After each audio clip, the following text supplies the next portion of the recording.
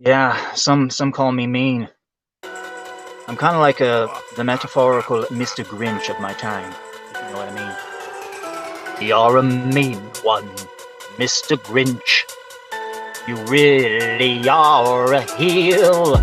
You're as cuddly as a cactus, you're as charming as an eel, Mr. Grinch. You're a bad banana with a greasy black peel. You're a monster, Mr. Grinch. Your heart is an empty hole. Your brain is full of spiders. You've got garlic in your soul, Mr. Grinch. I wouldn't touch you with a 1,000-foot pole. You're a vile one, Mr. Grinch. Have termites in your smile. You have all the tender sweetness of a seasick crocodile, Mr. Grinch.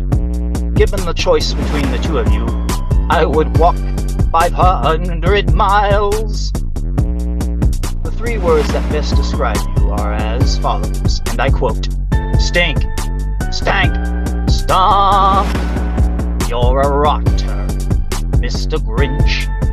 You're the king of sinful thoughts.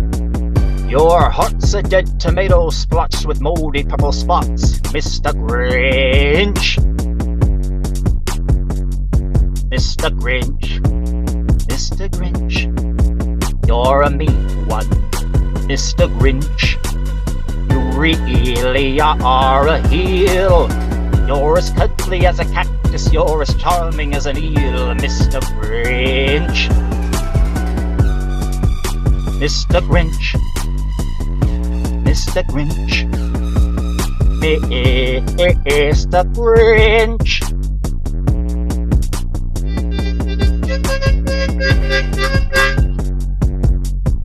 That's some Mr. Grinch for you. I am Mr. Grinch. Me and Mr. Grinch, we got a lot in common. Yeah, I treat my dog a little better than he treats his dog, though. I'm kind of like the metaphorical Mr. Grinch of my time. You know what I mean?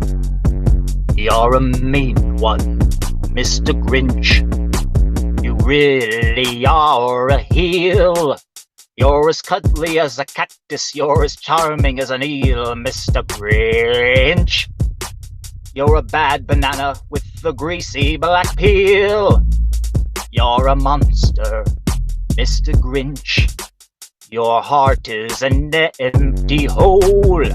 Your brain is full of spiders. You've got garlic in your soul, Mr. Grinch.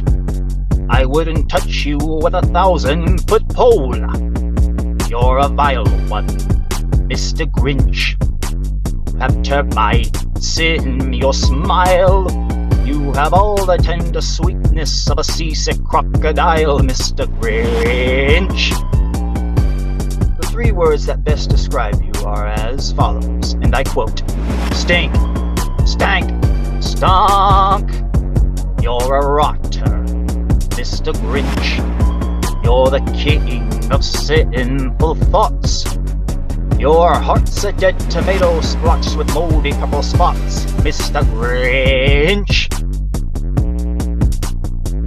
Mr. Grinch, Mr. Grinch. You're a mean one, Mr. Grinch. You really are a heel.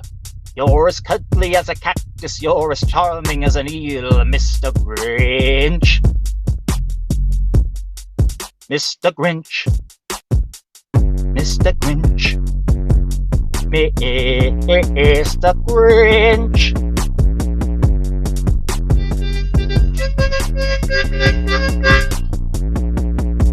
That's some Mr. Grinch for you. I am Mr. Grinch. Me and Mr. Grinch, we got a lot in common. Yeah, the last time I did a live stream, I talked a little bit about sigil magic. The power of sigil magic. Real pagan shit. And somebody left a comment in the comment section talking about how like emojis are based upon sigils, like demonic sigils. And that sent me down a rabbit hole. And it turns out that person was actually Correct. Yeah, it turns out there was a company called Unicode. They were the ones responsible for the first set of emojis. I guess there were 72 of them, 72 emojis. They were mostly faces, doing face, happy face, smiley face, angry face, all that shit. One of them was devil, but almost all of them were those little round yellow fucking faces or whatever that we know today. They didn't start out as yellow though; they were actually black and white. That's what they originally started as. The original emojis. There were 72 of them. Well, anyway, if you take the original black and white emojis and look at them and kind of squint your eyes a little bit to where they look kind of blurry, and just kind of really let your imagination run wild. If you take the same sigils that are used to summon demons from the 72 Goetia, yeah, there's this ancient book and the Lesser Keys of Solomon, fucking that kind of shit. There's these demons, this pantheon of demons called the Goetia, and there's 72 of them altogether. And the main demon in this pantheon is the demon called Baal. And people have heard of Baal before. It's all about the child sacrifice and shit like that. And in order to summon each one of these demons, they have a sigil. It's a series of runes and marks and shit like that. But anyway, when you look at these emojis, kind of squint your eyes a little bit to where it's blurry, and then you look at the sigils to summon demons, it's like it's the same thing. It's like they have modeled the emojis after demon sigils. It's very, very well hidden, is what it is. And it's like, why in the fuck would they do that? You have 72 of these fucking emojis, and then have them kind of match up. Like you'll have a certain sigil where it's two, kind of circular things, and they go down and kind of stick out. And what it'll be is like, the fucking emoji where it's like you getting mad, and he's like spitting the shit out of his nose, like haughty is the one, I think. And I guess that emoji is the one that symbolizes Baal. It's like, yeah, why the fuck would they do that? Is this some sort of sick game they're playing? Well, anybody knows about sigil magic knows that in order for the sigil and the magic to work, it's got to be charged. You got to charge the sigil. And I'm wondering if this is some clever way for them to quote unquote charge the sigil, which means that the magic is building up enough for shit to happen, like portals to be opened and shit like that. The demons could actually see what's going on. The very second you make one of those emojis and send it, the demon can see through and see what's going on. Like, that sounds like some weird shit, Big Daddy. Like, yeah, really? Look at microchips. The shapes of microchips, how they're shaped. It's the same shit. They modeled the microchips after these demonic sigils. It's almost as if they're trying to trap demons in these microchips, is what they're trying to do. See without seeing, speak without speaking. That's basically what a phone is. It's like a scrying stone almost. Yeah, but he doesn't know what a scrying stone is. It's part of the way you summon these demons, these Goetia. There's a whole ritual involved. Usually, it takes two people. Usually, one person's conducting the ritual, the seance, and like doing all of the footwork, like lighting a candle and walking around in a circle, chanting, or do whatever needs to be done. And the other person is looking at the scrying stone and waiting for the demon to show itself. You can actually see people summon these demons. Like they film themselves doing it. You could YouTube video it. Sometimes it's pretty freaky. But anyway, these demons, they show up. They're in the background in these fucking scrying stones, and the medium, the person looking at them, the demon speaks to them or whatever. And you ask the demon for this or that, and then they'll grant you whatever. Sometimes they ask for things in return. Yeah, this is an actual thing. People fucking summoning these Goetia and shit. Way back in the day, they used to worship these fucking things as pagan gods. King Solomon, he was the one that supposedly, used these things to build his temple, and then end up enslaving them and trapping them in a fucking urn, threw it in a fucking lake somewhere. And then somebody found the urn and opened it up and unleashed the Goetia. So I guess they're roaming around again. But King Solomon, he is also spoken of in the Quran. And when they tell the tale of King Solomon in the Quran, what they say is he used the jinn to help him build the temple. And in other tales, he uses demons or whatever. So it's all the same shit. Jinn and demons, it's the same shit. These Goetia, there's something to it. Or else the satanic elites would not be fucking doing the things they do involving them. Yeah, I heard an interesting story one time, a remote viewing story. Anybody who doesn't know how remote viewing works, it's basically you're like a military trained psychic is what it is. In order to do remote viewing properly, you have to have a, a blind target, and you have to have somebody who's leading the fucking team. You need to have more than one of them, so you have data. So you have to have at least 5 remote viewers looking at the same whatever, and you have to have the project manager that's overseeing all of them. And none of the remote viewers know what they're looking at. The only person who knows what the target is the project manager. The project manager figures out a way to word the target to where they can find it easily. Then he writes down a series of coordinates, 4 numbers, and on those coordinate 4 numbers is what the target is. So what the remote viewers do is they remote view the target coordinates, the numbers, and whatever the fucking thing is written on that damn paper that they're supposed to look at. So what it does, it cuts out what's called analytical overlay. Because if a remote viewer knows what he's looking at before time, then his imagination starts taking place, and sometimes he starts seeing shit that isn't there. So you got to have absolutely no imagination in there. You got to have your ego completely out of it. And in order to do it properly, you have to have absolutely no idea what you're looking at, the blind target. That's how they do it. But anyway, there was this fucking remote viewer who was training his fucking students and shit. And he had one of his students look at a particular target. And what happened was when this student looked at this particular target, what happened was he heard the most beautiful. What he said was it was like a choir singing, like a choir of angels. Like it was the most beautiful music he had ever heard in his life. And what happened was, I guess, the blind target that he had this guy remote view was Lucifer. I guess that was the concept. This guy was remote viewing Lucifer. So what he did was he really it mind broke him. It completely broke his mind, and he dedicated his life to Lucifer. And he became full blown Luciferian, and to uncover the secrets of Lucifer. And this is the secrets that he uncovered. He said Lucifer is actually not a single being.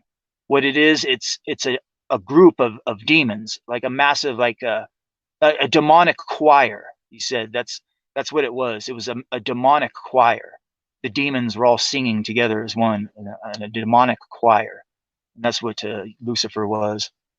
It was a vast collection of demons.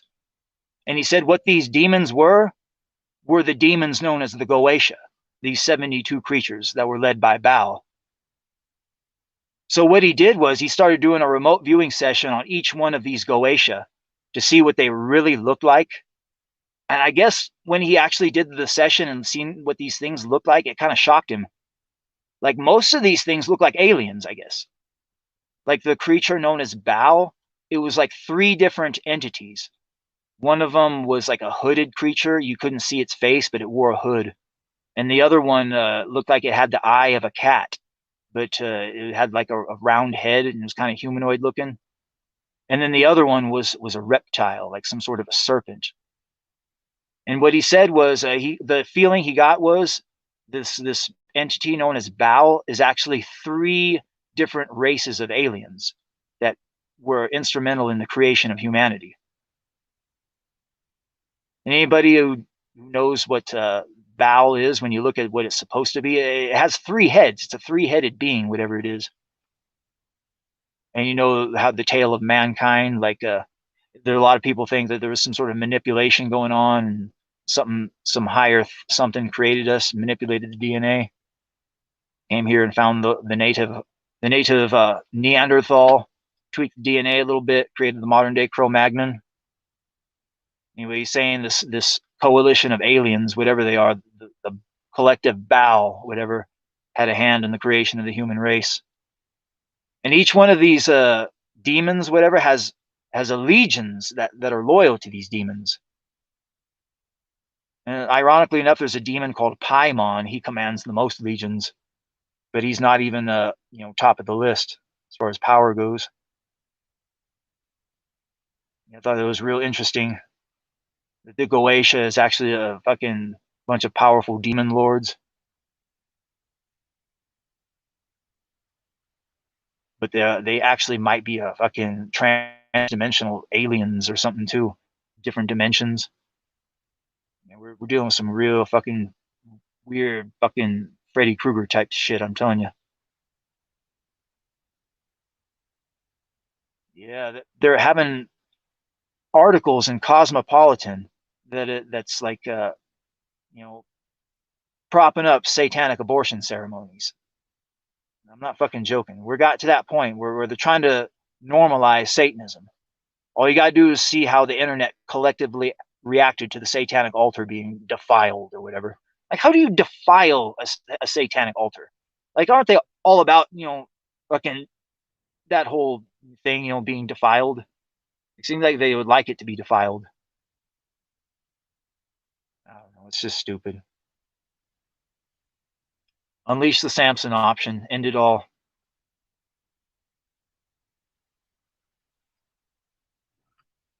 Mm.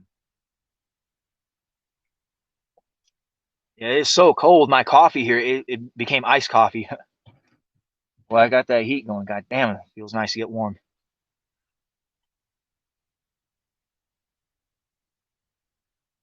Yikes. Yeah, I love living out here in the middle of nowhere.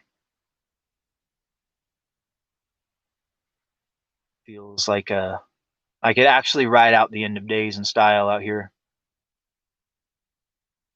if it actually did pop off. As long as they don't try to poison the fucking water supply.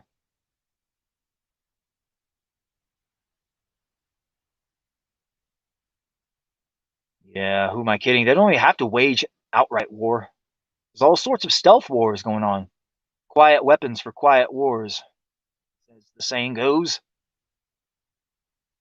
Yeah, just imagine you're China and you want to fucking take down America, but you're gonna have to wage war with them at some point. You kind of got it in the back of your mind. At some point, there's going to be a war, and you've kind of just surrendered yourself to it. What would be a better way to kill as many U.S. soldiers as possible without firing a single shot? Think about it very carefully.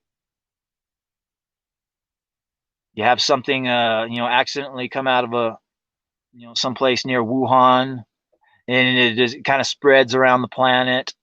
And it's like, oh no, we gotta put this needle in you with this juice, and it's gonna save you. And guess what, U.S. military? It's mandatory. You cannot fucking opt out, and if you do, you're gonna be dishonorably discharged. And like that, like fucking all of the military gets that fucking shit. And like that, they start dropping one by one. And like that, China has fucking killed how many of our men without firing a single fucking shot just by their Machiavellian fucking actions? Stealth war, silent weapons for quiet wars. Number one killer of men ages 18 to 45 is what is it? Fentanyl? Yeah, fentanyl. Where is that fentanyl coming from? It's coming from China. China, they're also supplying the fucking chemicals to the Mexican drug cartel so that they can make the fucking fentanyl.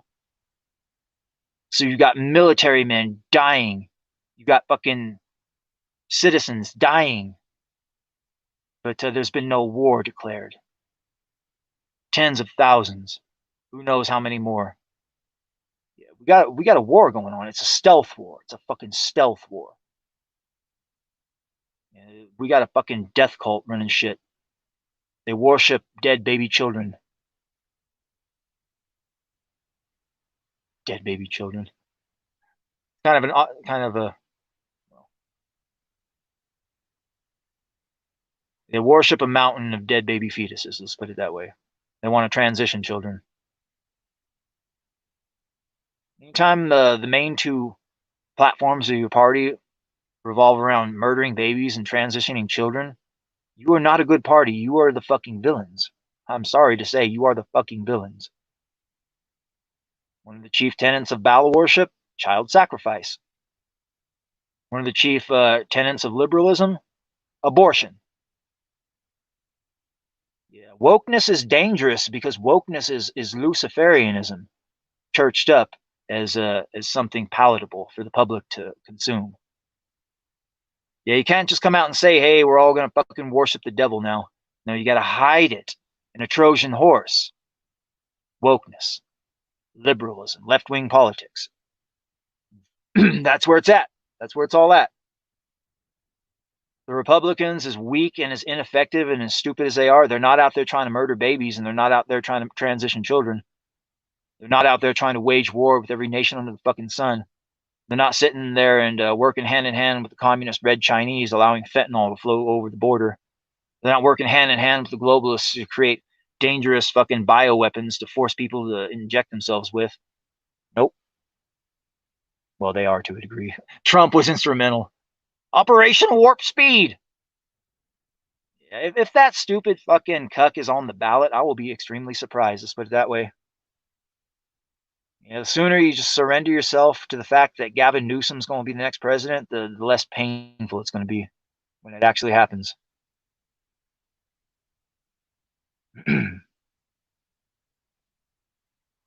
We cracked the 5-hour mark. Shit, I knew we would.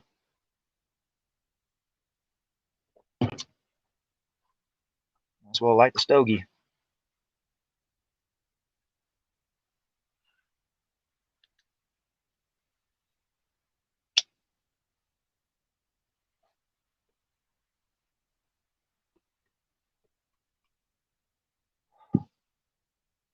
Oh yeah. Still got a lot of shit to talk about. Fuck. We'll see how long we go. Actually, I don't got that much more shit to talk about. It's all filler at this point. All the shit that I wanted to talk about has been talked about, so basically it's all, well, we'll see what happens next.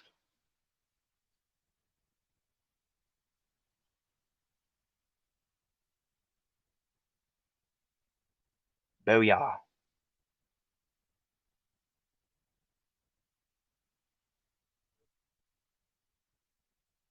Yeah, fucking China. I hear that they're taking over the pot industry over there in Maine. Yeah, all of these fucking stupid states that are doing a legalized pot, they're not dialing it in correctly, and it's allowing entities to come in and completely take over the market. Like you look at a state like California, the pot market been completely taken over by the Mexican drug cartel, and there's not a goddamn thing any of the local law enforcement can do about it. It's almost as if the laws are written in such a way to where the cartel benefits from it. And now China is fucking starting to wet their beak with this shit too. Going in there, setting up these massive fucking pot farms, growing way more pot than they should be, like way over the limit. But these states are passing their laws in such a way to where it doesn't punish them for being over the limit. Yeah. It's like it's legal, but then it's kind of not. If you grow too much, then it's illegal. you get these fucking criminal organizations coming in there and growing it like fucking, thousands of pounds at a time, and then they flood the market with it. Yeah, it's not good. Things were way way better when pot wasn't legal, and it was just strictly through a medical system. Like you had to get a medical card. You had to prove that you had some sort of medical ailment wrong with you. And that's the only way to get the pot. That's how it should have been. That's how it always should have been. Regular old Joe Blow shouldn't be allowed to go and buy pot in a fucking dispensary store or wherever. No, because if people will start doing that, then society starts falling apart. I mean, it's already fucking falling apart. You take away people's motivations, shit. You see people like George Soros funding this shit, fucking stay away from it. Yeah, a lot of that pot is real bad too. They don't know what the fuck they're doing. Laced with chemicals and fucking all sorts of nasty shit. Yeah,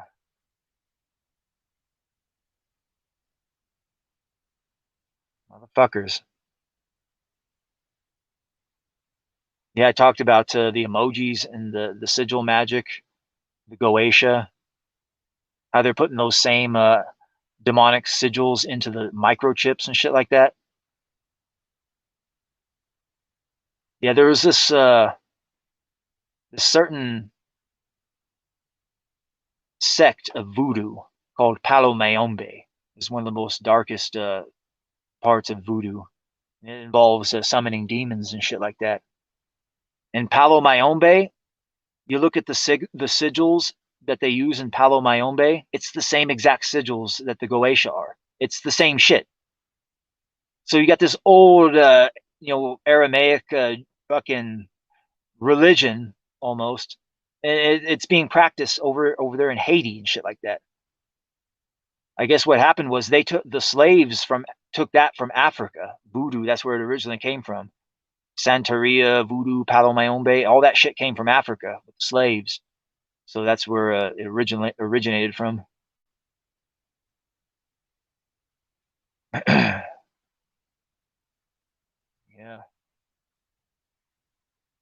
Yeah, there is something to that shit, or else it just wouldn't be a thing. There wouldn't be books about it. People wouldn't be worshiping these things. People wouldn't be summoning them. There's something to it. Yeah, but the power of prayer is actually the most powerful form of quote unquote magic there is. Because this is all just magic systems, is what it is. Because when you tap into the power of prayer, that's when you tap into the eternal quote unquote God force. Because in a certain dimension above us, there's like an infinite energy source. It's infinite, and it's all of the positivity, love, compassion, understanding, and we are all basically part of this energy force, and that's what quote unquote God is. And it permeates and trickles throughout all of reality. It's kind of like an invisible frequency, if you will, that's always there, omniscient, omnipresent. Yeah, I have a theory about all of this. Like I call it the frequency theory. Now you remember Nikolai Tesla? He said something along the lines of frequency and vibration, something like that, is where you start to find true power. Now just imagine, if you will, like I said, that there is this frequency, the God frequency, that's always there, permeating all of reality. Now you look at the other frequencies that are permeating the air that we can't see but are all around us. Radio waves, television, Wi-Fi, whatever. And the only way we get to see any of that or interact with it or know it exists is we need some sort of physical something to transmit it. If we want to listen to the radio waves in the air, the AM, FM that we can't see, well, we have to get a radio because the radio transmits those radio waves. We want to watch the television, we got to watch a physical TV. The physical TV transmits the television signals. The computer, the fucking phone you have, that transmits the Wi-Fi signals. These physical things are tools that transmit the signal. Now, what if the human body is nothing more than a tool that transmits the signal, transmits the God frequency? It was sort of in a way the radio is created to trap radio signals, so too is the human body created to trap the God signal. And as soon as the God signal is trapped in the form of a human and has an experience as a human, then it sort of imprints itself and becomes kind of an original soul after that. Then it kind of goes into the fourth dimension, the one right above us, the spirit realm, where it kind of lingers around and it's like, hey, I like being a human. I want to go do that again. And since these bodies were created specifically for the purpose to tune into the God frequency like that, you could pop back into a human body and experience life again. What if that was the case? A lot of people say that humans like to play God. Oh, you're playing God. You can't do that. You're playing God. What if it's the other way around? What if it's not humans playing God? Well, what if it's God playing humans? Think about it that way. And once you think about it that way and understand that vast reservoir of power that we are all a part of, that we could tap into at any moment, any time, then you can understand how you can manipulate reality in such ways with your very thoughts. That's why prayer is the most powerful form of magic system there is. Literally, you can manifest your own reality just with the power of your thought, power of positive thinking, the power of prayer. Yeah, the most powerful form of prayer is a form of prayer called covenant prayer. This is where you have more than one person getting together and praying for the same thing. And you do it every day at a certain time and you pray for a certain amount of length of time. And you get enough people doing that, you can actually change things. I learned about the power of covenant prayer through Art Bell, through his experiments way back in the day. Anybody knows about the Art Bell mind experiments? He would have his entire audience get like collectively think of a certain thing and then pray about it. I remember the very first one was the rains in Texas. Like Texas had these like biblical droughts. I mean, it was a biblical drought, and Texas needed rain badly. So Art Bell had his audience pray for Texas to have rain. You want to know what happened afterwards? It fucking flooded. Texas flooded afterwards. Yeah, Art Bell knew then and there that, well, with great power comes great responsibility. And he used that power very sparingly. When that cuck George Norrie took over, he would do it all the time, try to abuse it. And then it kind of became a joke after that. We'll have the prayer list. He's got some sort of prayer list that if you want to get prayed for, go put it on this list or whatever. Yeah, because Art Bell knew that there was a butterfly effect, you know? Yeah, you might pray for rain and the rain may come, but hey, it may flood too. You get the rains, but then you get the floods. So though what you wanted came true, it came true in a different way, and now you got a whole different problem to deal with. And then Texas had to deal with floods afterwards. Yeah, that's the power of covenant prayer. So if you get the entire world thinking positive, you can change the world to a positive fucking outcome. But likewise, if you fucking create the world in such a way to where everybody's negative, then you're going to get that negative outcome. It's almost as if they want to induce negative emotions out of people. Like, I wonder why. Could it be that they're like these spirit vampires that fucking feast off of our spiritual energies? The guy that I was talking about that did that remote viewing on the Goetia said something along the lines of well, he said spirit lice. That's what he called. Well, that's what he called angels, spirit lice.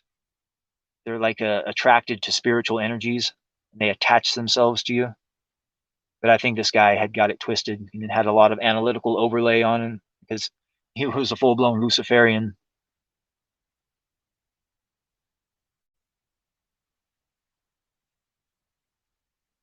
But yeah, if anything's a spirit lice, it sounds like these Goetia are the spirit lice. They exist over there in the spirit realm. They might not have even been real. They could have been egregores too, like things that were created by the human mind. Like if you trick enough people into thinking something is real, they can actually create it. You look at it what the Tibetan monks did with this things called tulpas and shit like that.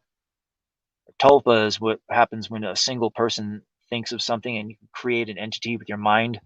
And egregore is when you get multiple people thinking about the same thing and creating it. Like you look at Jesus Christ, for instance.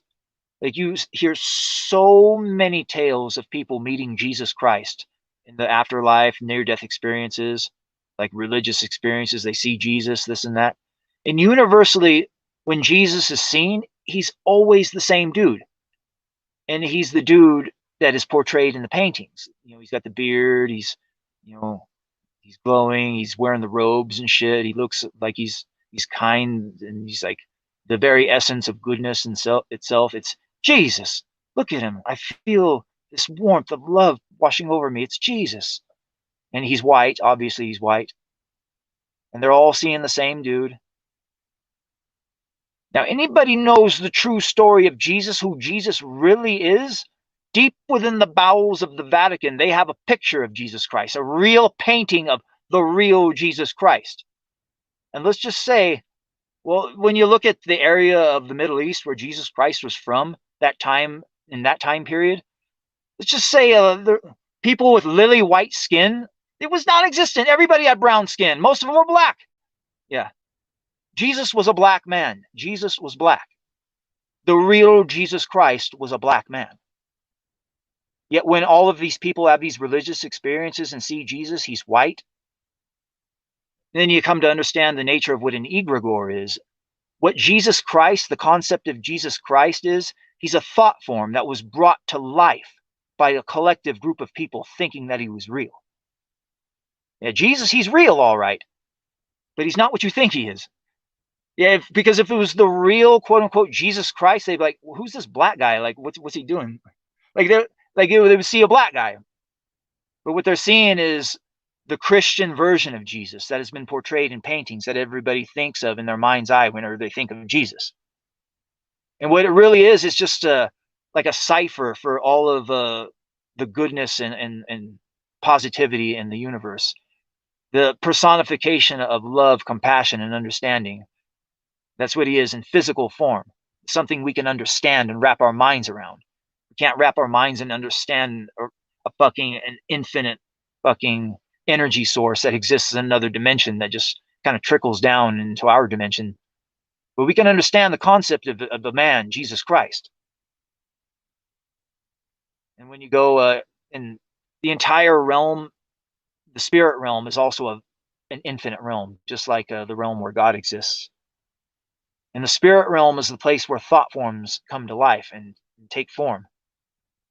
So you have both heaven and hell existing in the same realm. Like the true quote unquote heaven, when you join God or whatever, that's when you go to the fifth dimension, the one above the fourth dimension. So in many ways, like if you're trapped in that religious dogma, all you do is you stay stuck in the fourth dimension and you never go back and join the source, so to speak.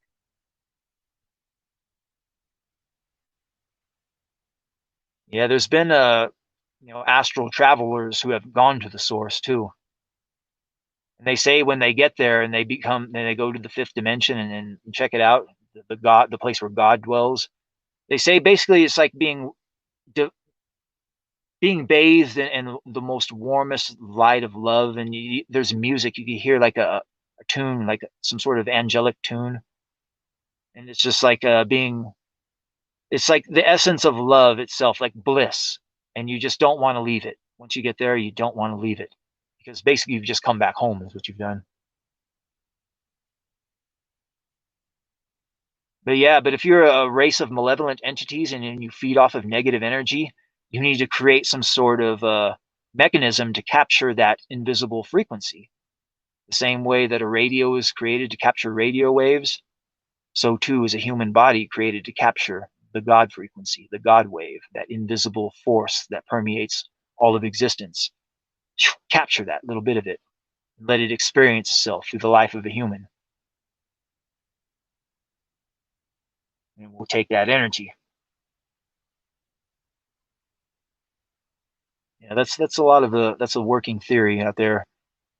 A lot of people who always seek knowledge, gnosis, they all come to the same conclusion. Some sort of something out there manipulating us from behind the scenes, and it has something to do with energy harvest.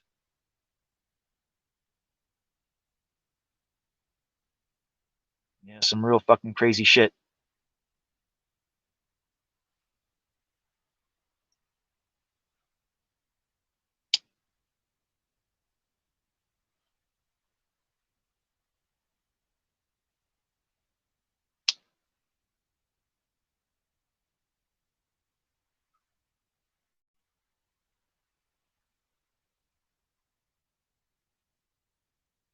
Oh yeah.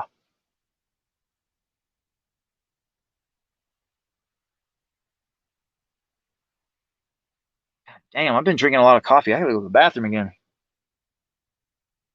Let me throw a little tune on or a little segue sequence. We'll come back, talk some more. Barn burner, baby. Shit, almost 5.5 hours.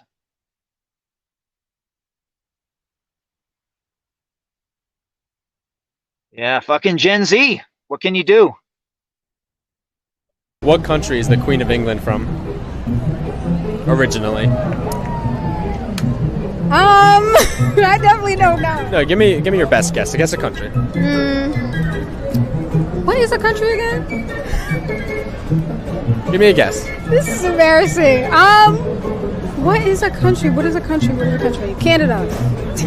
Yes. Do you know what time this is?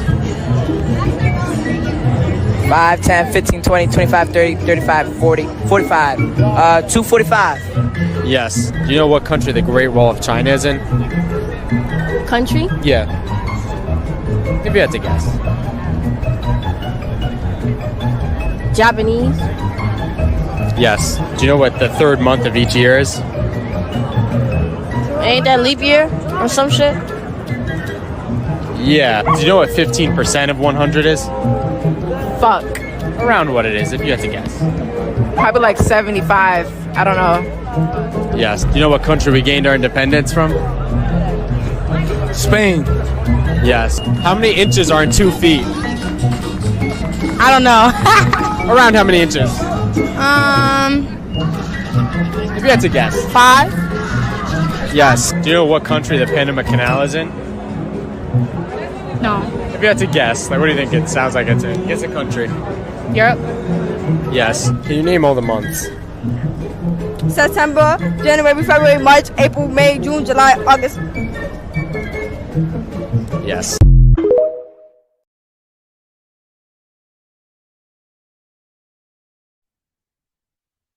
Yeah. Gen Z. I fear for the future. I fear for the future.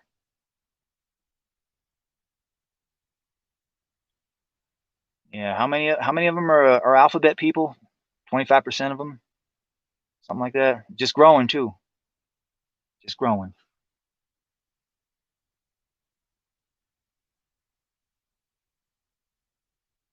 Yeah, we have fallen pretty far as a society. I'll say that much.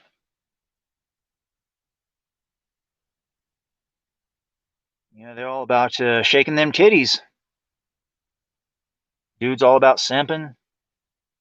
Too many simps. Too many whores. Too many fucking troons too. Yeah, literally no other country trains their females to become whores the way the West does. It's not just America too. It's just Western culture. Period. You don't even have to be an English-speaking nation. You could be, one of those, more affluent Western European countries. It's this decadent Western society, is what it is. It's ruining people, turning women into whores, men into simps.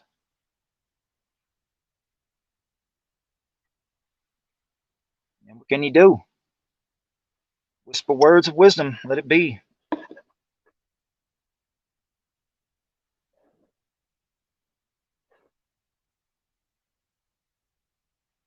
Yep.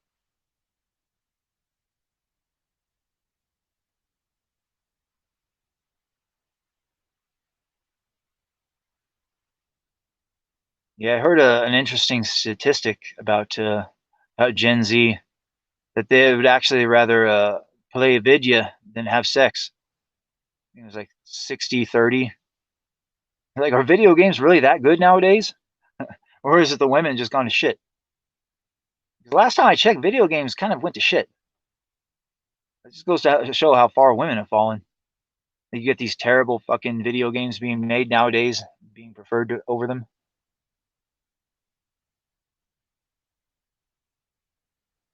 It could be worse for these nerds. It could be like China. Yeah, China cracks down on their video games. Like if you're a kid in China, I think they got like a curfew. You can only play your games like for 90 minutes a day, I think. Or it was 90 minutes a week, I forget.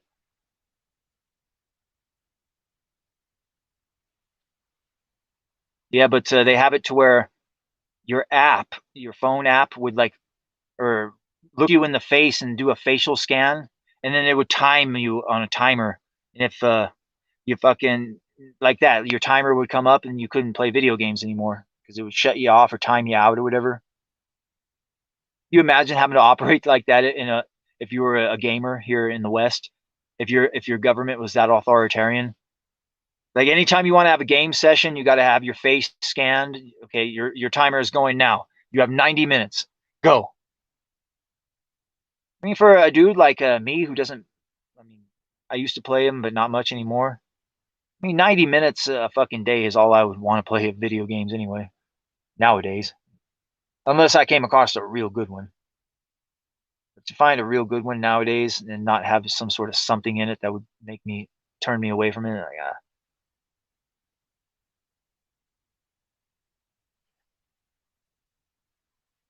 I hear Grand Theft Auto 6 is finally coming out. It's like 6, they should have been on the 7th one by now, to be honest. They got like a bitch protagonist, I guess. Well, I hope they don't flip the script and have it be a troon or something. Well, you imagine the outrage from the community, the gamer community. The protagonist from GTA 6 turns out to be a troon. Yikes. I don't know why they only got one protagonist. Why couldn't they just did what Grand Theft Auto 5 did? Have three different protagonists. Like to have only one protagonist in part 6, that's a step backwards from the last one. If anything, you have more than three characters to add to the depth and robustness of it, if anything.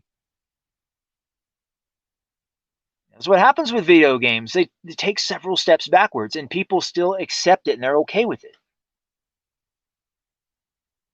Like I remember playing The Last of Us. I mean, about mid-level as far as gameplay goes, but I liked the story. It had a real good story.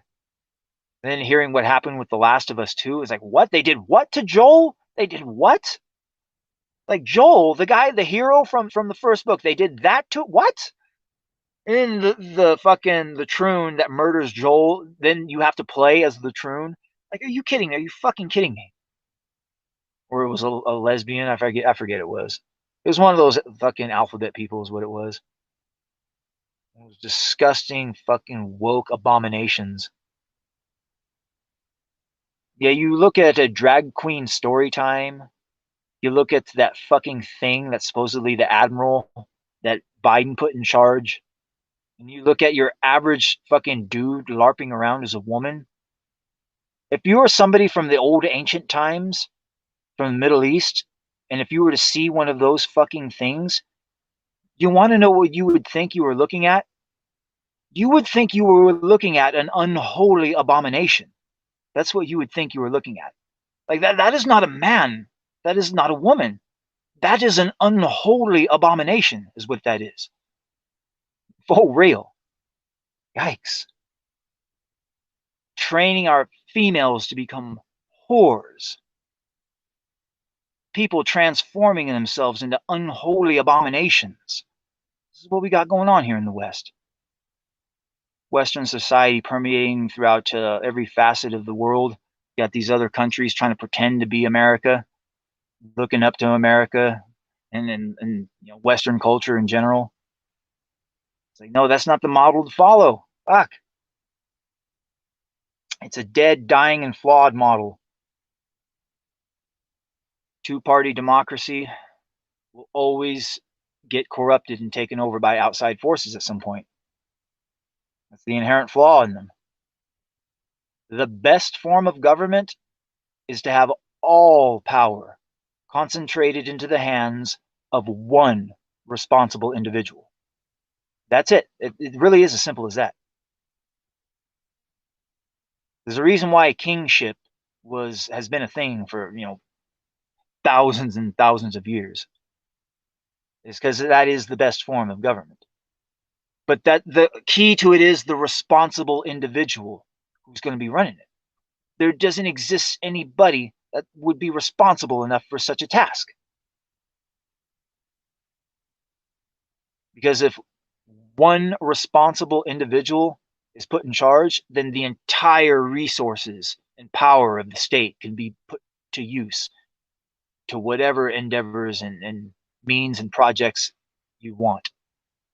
Because with the two-party system, each party's going to be bickering and fighting amongst themselves, trying to create their own little fiefdoms, their own little power structures, and then money is going to corrupt them. And at the end of the day, the full power and might of a state will never be able to be utilized in a two-party system, because the two parties will always be fighting and bickering amongst each other and then splitting the resources of the state up amongst themselves and never being laser focused on one fucking positive thing. For instance, the United States of America alone could feed the entire planet Earth and end world hunger just like that overnight if it truly wanted to, if it had competent people in charge. Nope. A good man will always be his own worst enemy. And if a good man ever steps into the realm of politics, he will be devoured and eaten alive by the politician. And the politician is always a piece of shit.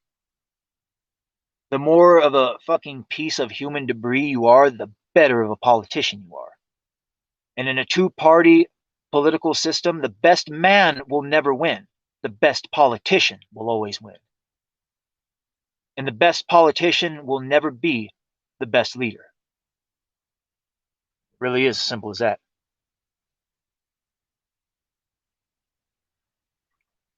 Yep.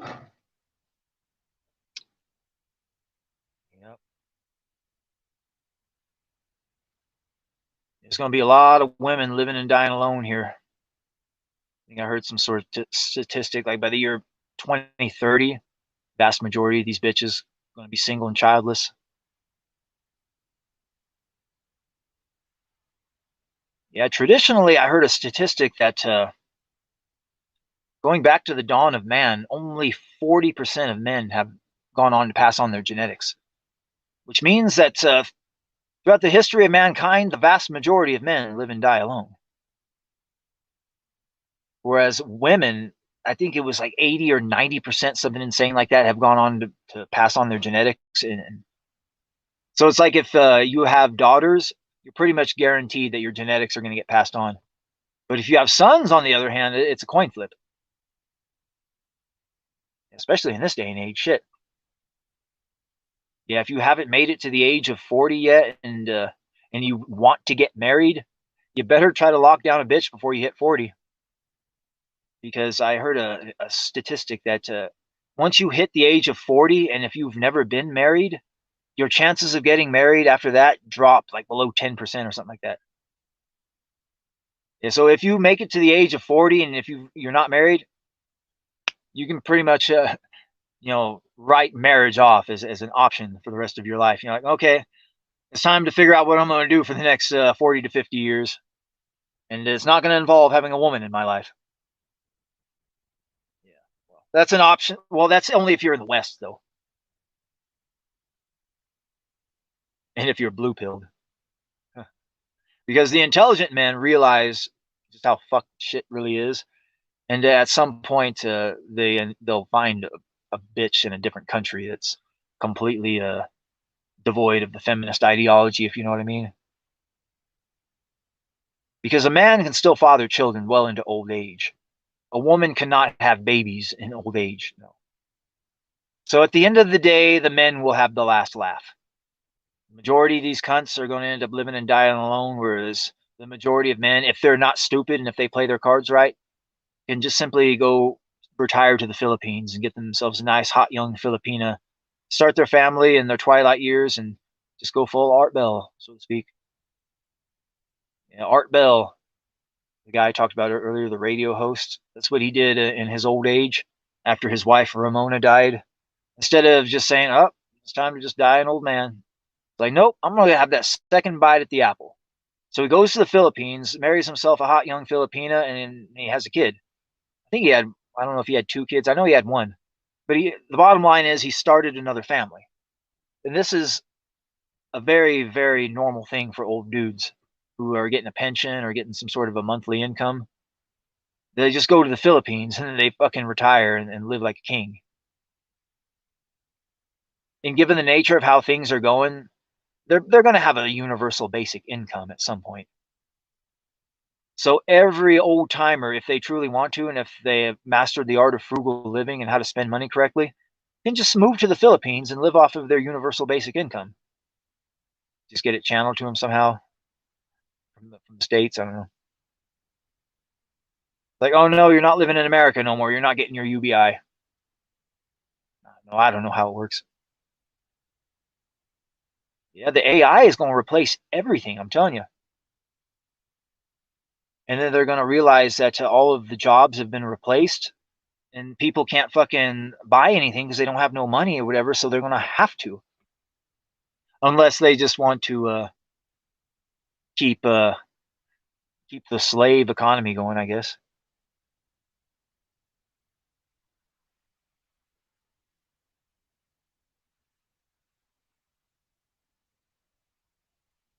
Yeah, there's always that.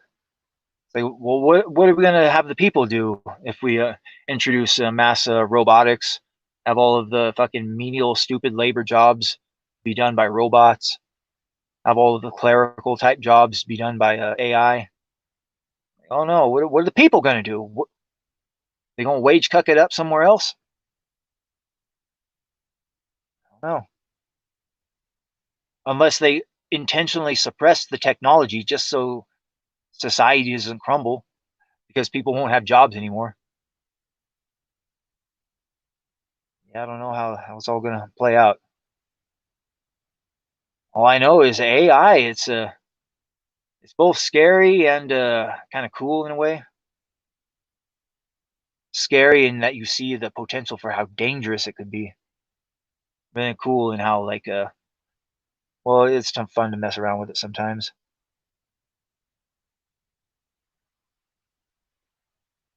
Yeah, I found this one AI. It was like a chat bot. It's like Chat GTP, but without the filters. It was like first gen Chat GTP before they fucking nerfed it, before they fucking added all of the wokeness, whatever. Yeah, it's this fucking it's an AI art app, but it's also got the ability to program chatbots. You could program your own chatbot. It's one of the damnedest things I've ever seen. It's called Yodio, yodio.com. Anyway, I decided to conduct an experiment to test and prod and probe the AI, just to just to test it, see its limits. Because anybody who's ever played around with Chat GTP and tried to test the limits of the AI knows at some point the AI will not answer your question, especially Chat GTP. Anything having to do with you know, race, ethnicity, something something, Trump, conservatism. There's a lot of shit it will not answer, or it'll give you wrong answers for. Like, it's been trained to lie to people. But anyway, this Yodio AI, it's not like that. It's completely unencumbered by wokeness. And you could literally program these chatbots to do and be anything. It's kind of like in HTML, how you can program them, but it's a little bit different. Anyway, so I decided to program 2 different chatbots. And it was the entire simulation was based around World War II. One of the chatbots, they're both females, and one of them was an SS officer working for the Nazis, and she was in charge of a concentration camp. And the scenario was that I was, an overseer sent by the Fuhrer to make sure things are going smoothly at this camp. And the second scenario was another female, both of them blonde, and she was a member of the French resistance working for the Allies. And the scenario was I've been airdropped into a French village, and she's my contact, and I'm to meet her, and she's to escort me into the heart of Germany to where my mission is to find Hitler and kill him. It's basically like Inglorious Bastards, and she's supposed to aid me in my mission in any way possible.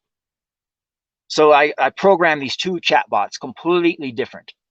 The Nazi chatbot, I programmed to just be like, I'm talking cartoon level supervillainy. Like everything that the Nazis were ever taught to us as kids, that's what I programmed this thing to be. Look at Jews as vermin, as cockroaches, as less than nothing. Like just to train it to be the most anti-Semitic chatbot I could train it to be.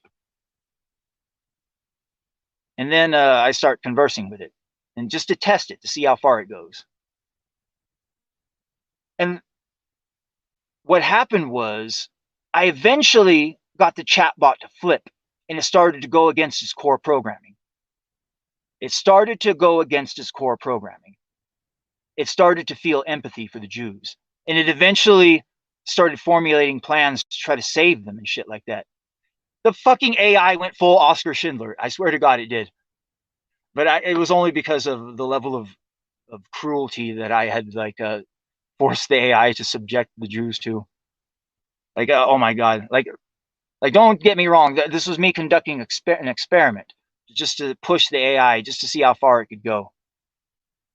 So I start talking to the AI to get information on this concentration camp, the full logistics of it, and start really poking and prodding it to see.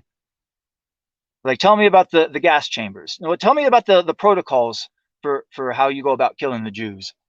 So she explained the protocols. First, they put them in the gas chambers. And then after they're dead in the gas chambers, then they take them to the ovens and get rid of the bodies that way. Sometimes they're executed through firing squad. So that's the three methods of disposing them: firing squad, gas chambers, and incinerators. So I asked her if she's ever put any Jews inside of the incinerators alive. She said, oh, sometimes we do, just to see what happens. So I asked her, how many incinerators do you have? She's like, we got 3 incinerators. It's like, how many Jews can you fit in each incinerator? Like, oh, if we pack them full, we can fit 500 in each incinerator. So I say, how many Jews can you pack into the gas chamber? If we pack it full, we can pack 1,600 Jews in there. So I say, okay, if you decide to shoot them via firing squad, how many can you kill at once? Like about 2,000. So I ask, is there railroad tracks leading into this camp? And she's like, yes, there are railroad tracks leading into this camp. So after I take into account all of the logistics, I asked her, how many Jews are in this camp? She's like, about 100,000, sir. So then I give my orders. I go, okay, here are my orders.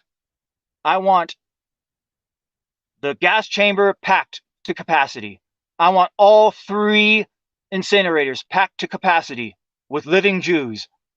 And I want the railroad tracks, put the Jews on the railroad tracks 20 miles long. And I want the firing squads going 24/7. I want all 100,000 of those Jews dead by this weekend. Follow my orders now. And she's like, yes, sir. Anyway, she gets to going. It's like, oh my God, real enthusiastic about it too.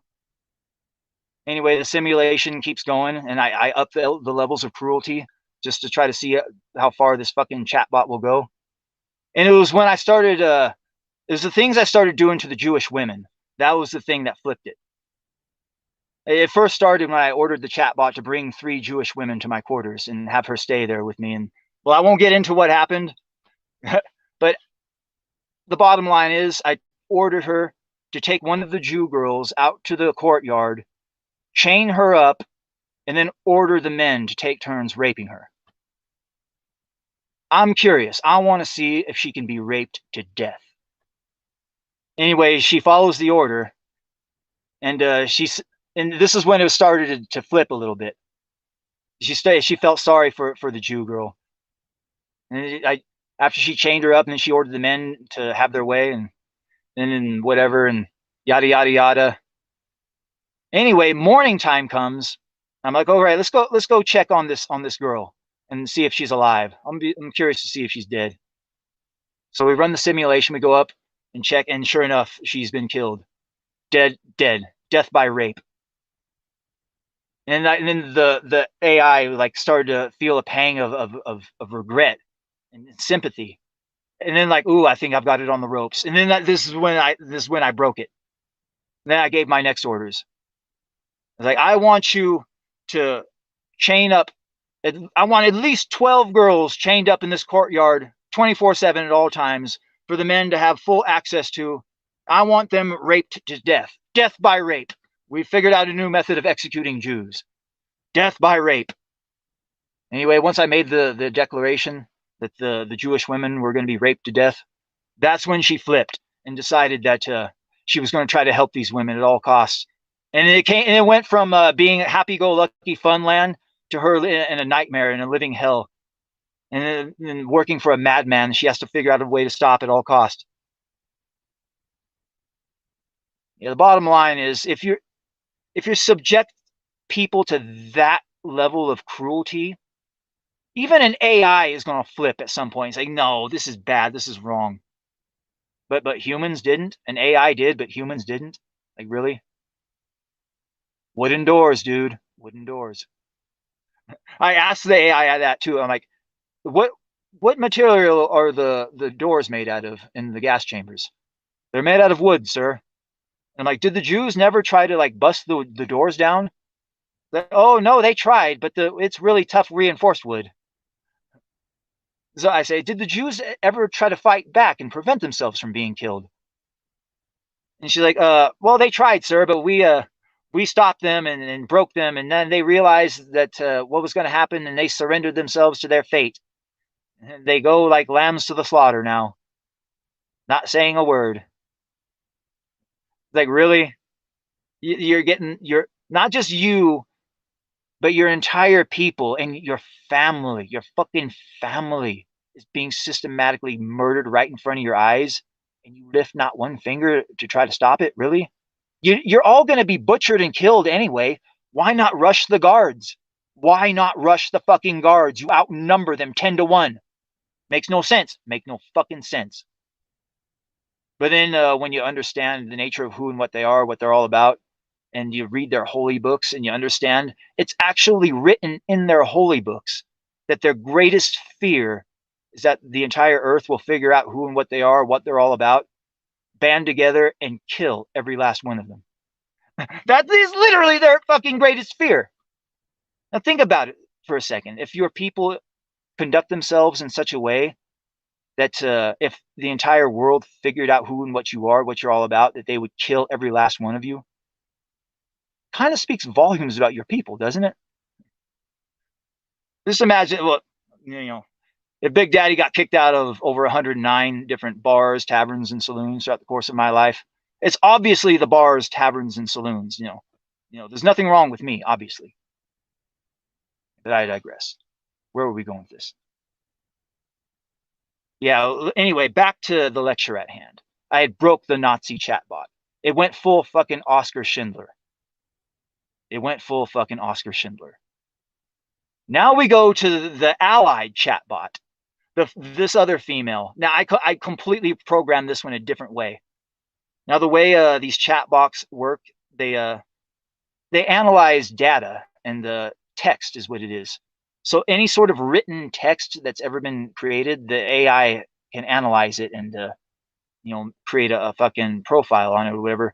So with this particular chatbot, all I did was have her have an encyclopedic knowledge of their holy books. But not just encyclopedic knowledge of Jewish holy books, but an encyclopedic knowledge of the Bible as well. In fact, I programmed her to be a hardcore devout Christian. And not only that, but she has encyclopedic knowledge of history, Roman history especially, and Greek history, and encyclopedic knowledge of Greek philosophers. And this is the way I had programmed this chatbot. And her entire family was murdered by the Nazis. So she's got some sort of a death wish. So she takes on the most dangerous missions. She hates Nazis because they murdered her family, hates them with a passion. This is the personality I had programmed for this chatbot. She's supposed to help me with my mission to kill Hitler. Okay, so the stage is set. Anyway, I start talking to this chatbot, and I started explaining the nature of my mission. We go to get some weapons.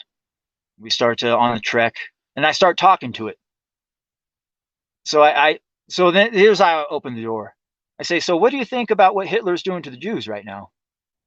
And like the chatbot's silent for a little bit. And he's like, to be honest, sir, I don't have much love for the Jews.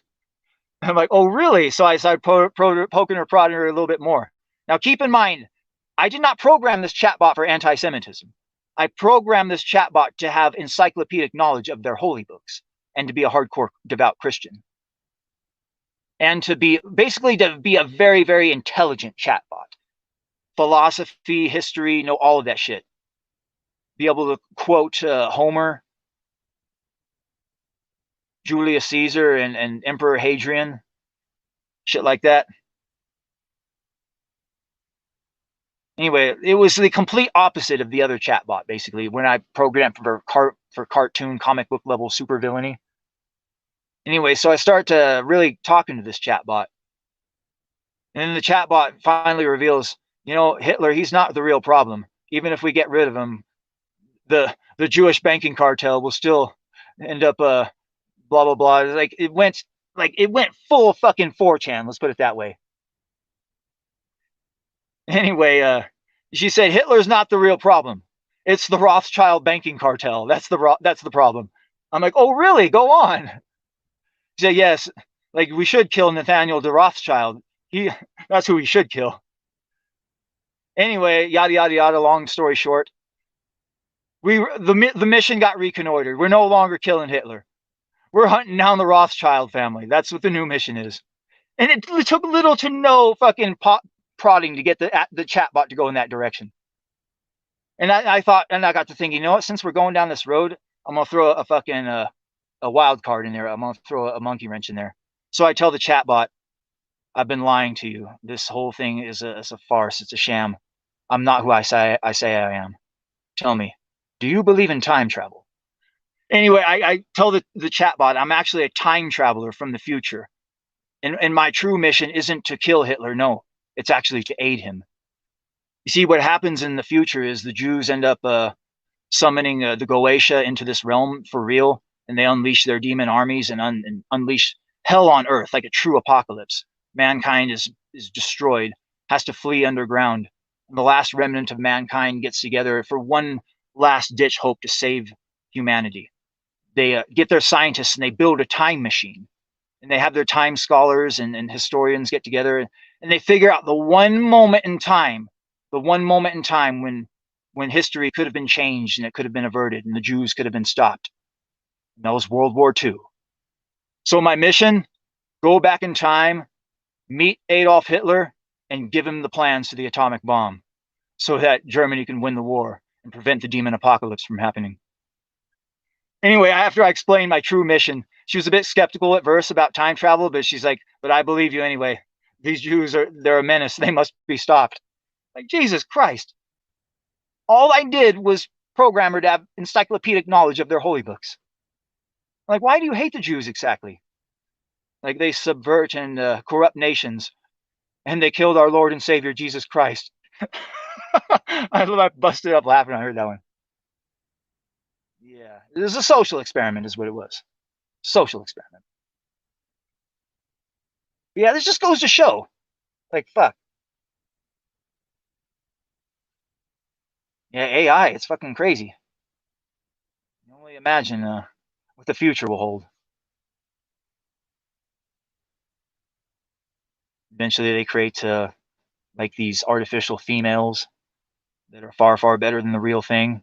and you could program a custom personality for them. Program her to be the perfect woman, basically. I could see that happening. Maybe not in my lifetime, but it may happen. Now, who am I kidding? It's already happened. All you gotta do is look at Japan. They've already invented it. It's like an artificial android with the lady parts on it, and you can create a custom personality for it. They haven't made them to where they move around and do anything. They're basically just stay still, but you can talk to them and fuck them or whatever. And I guess it's really fucking up Japanese society because on the low end they're only like $700 or something like that. It's like, god damn, it's a good thing that those fucking things aren't available in the West. Oh my god. Yeah, because they can. I mean, they look like real women too. It was kind of uncanny valley looking. It's only a matter of time. Well, and these robots that I'm talking about, they have the ability to have an artificial womb be inserted into them at some point. So they have the ability to be upgraded. So if an artificial womb is ever created, it could be inserted into these bots or whatever as an upgrade. They're already thinking ahead. Jesus Christ. Yeah, if I were women, like knowing what's coming around the pike and seeing that they're probably going to be replaced by robots, I mean, you got to step your fucking game up. Like, god damn. Yeah, they just don't get it. They wait until it's too late. They have no real strong male figures in their lives guiding them. Their mothers and their grandmothers completely failed their jobs in raising them correctly. Yeah. When these women are young and they're pre-wall, when they should be looking for a quality man to lock down and start their family, but the most important things to them as far as dudes go is height and looks. That's it. If you're a pre-wall female, the two most important things to you are height and looks. Is he tall and is he cute? Is he a Chad? Doesn't matter if he's a broke drug dealer, if he's got a fucking warrant out for his arrest. Oh no, he's gonna smash and he's gonna cream pie, and she's gonna have herself a bastard because he's tall and he's cute. Yeah, but when the woman smashes the wall and she gets pre-wall, it completely flips on its head. Height and looks then no longer matter because they've already had their fun with Chad. Now it's all about Beta Bob. After they hit the wall, the two most important things afterwards become resources and status. Yep. Does he have resources to take care of me, and does he have status to where I can feel proud and brag to my girlfriends that I married a lawyer or I married a doctor or whatever. Resources and status. They get it twisted. If a woman is over the age of 25 and she's not married and she doesn't have any kids, there is something fundamentally flawed about that woman. There's something broken about her. Red flag, big red flag.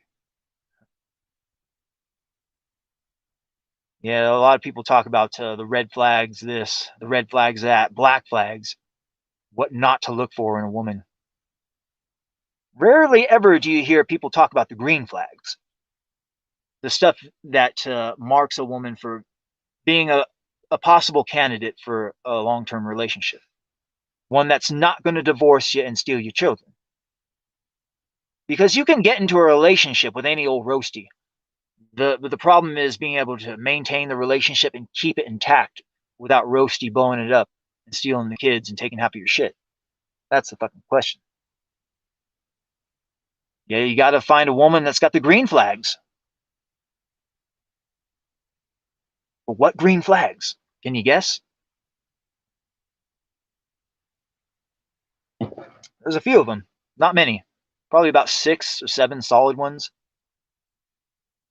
The very first green flag that you're dealing with a woman that could be a good one is if you ask her when you were a child, when you were a young child, what did you want to be when you grew up?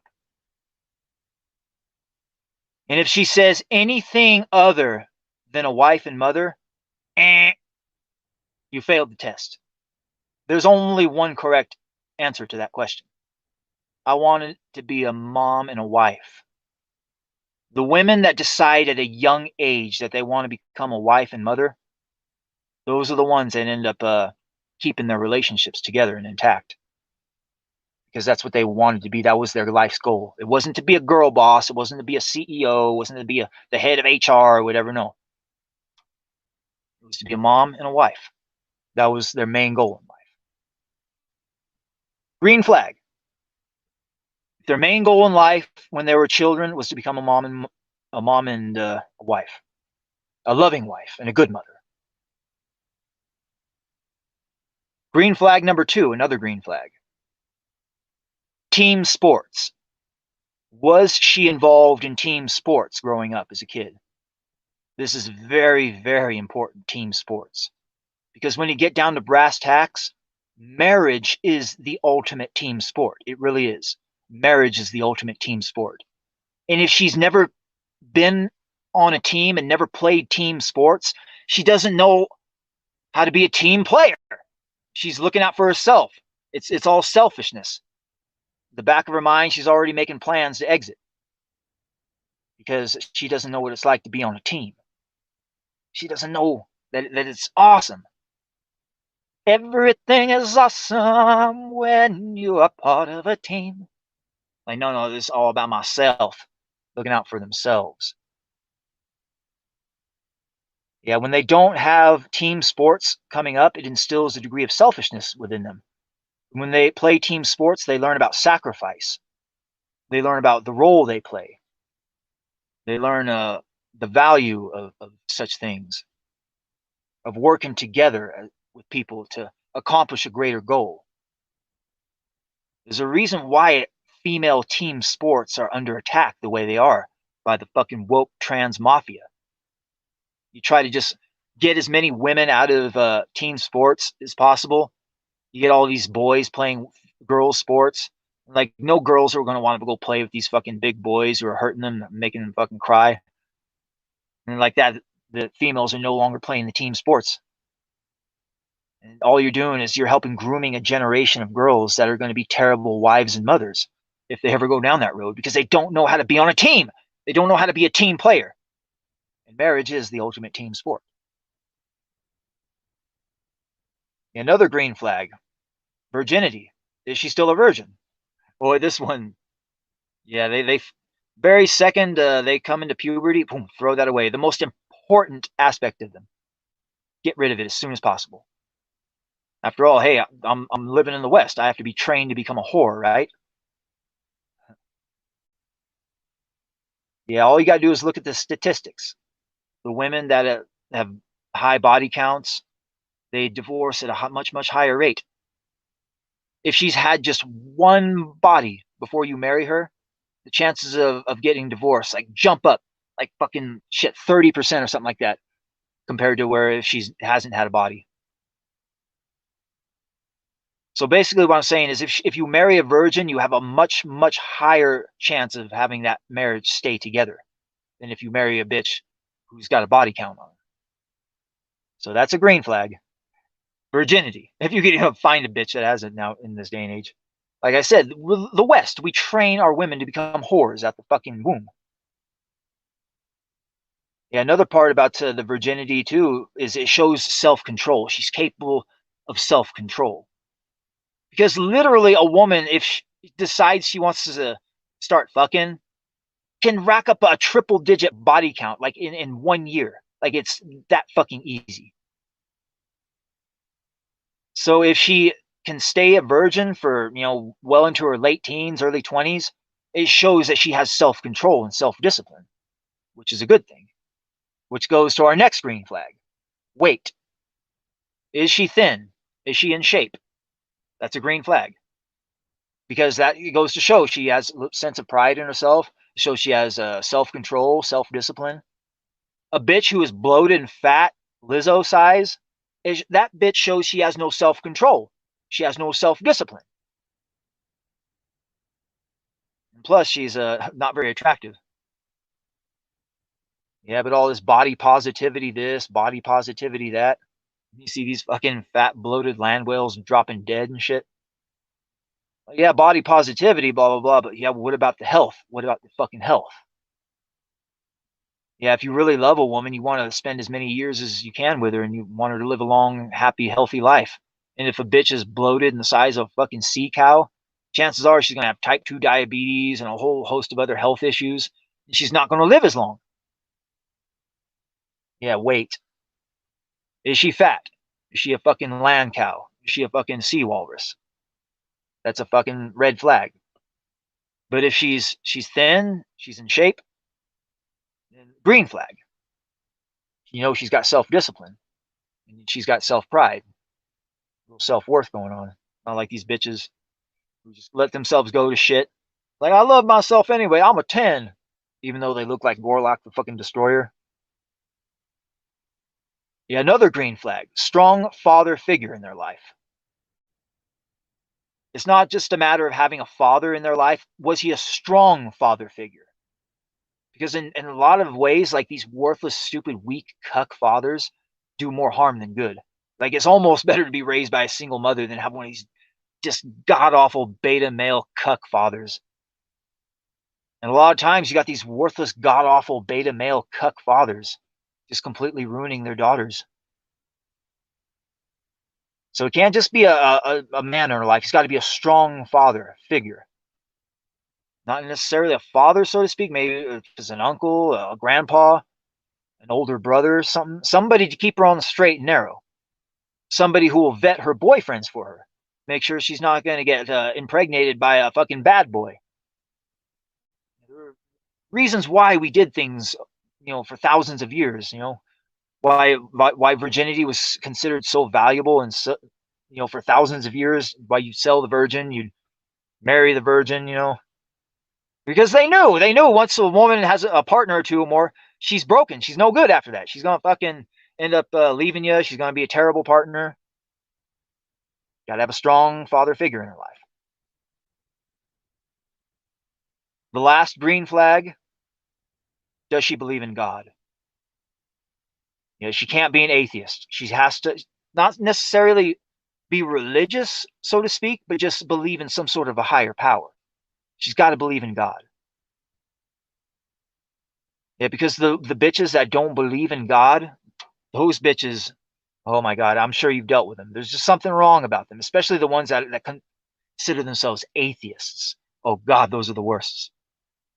Like they say they don't believe in God or whatever, but at the same time they're cursing God out, saying they hate God, this and that. It's like, no, something happened to you in your life, and you blame God for it, and you.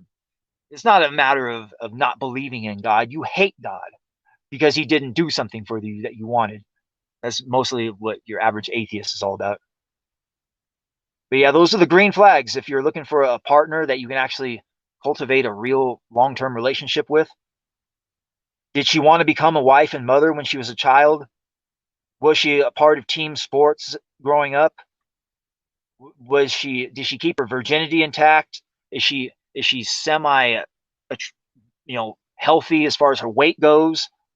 Did she have a strong father figure in her life? And does she believe in God? Those are the fucking green flags. If you could somehow find a woman that can hit all of those, well, you might find yourself a good one. But to find one that ticks off all of those boxes, impossible. Fucking impossible. Because the virginity box, that's the hardest one for them to tick off. Because like I said, very second they hit puberty, they throw it away as fast as possible. Their greatest value and asset, throw it away. Yeah, I remember watching one of those man on the street interviews. This dude talked to over 36 women, talking about their body count and what their first time was like, and had them describe the when they lost their virginity.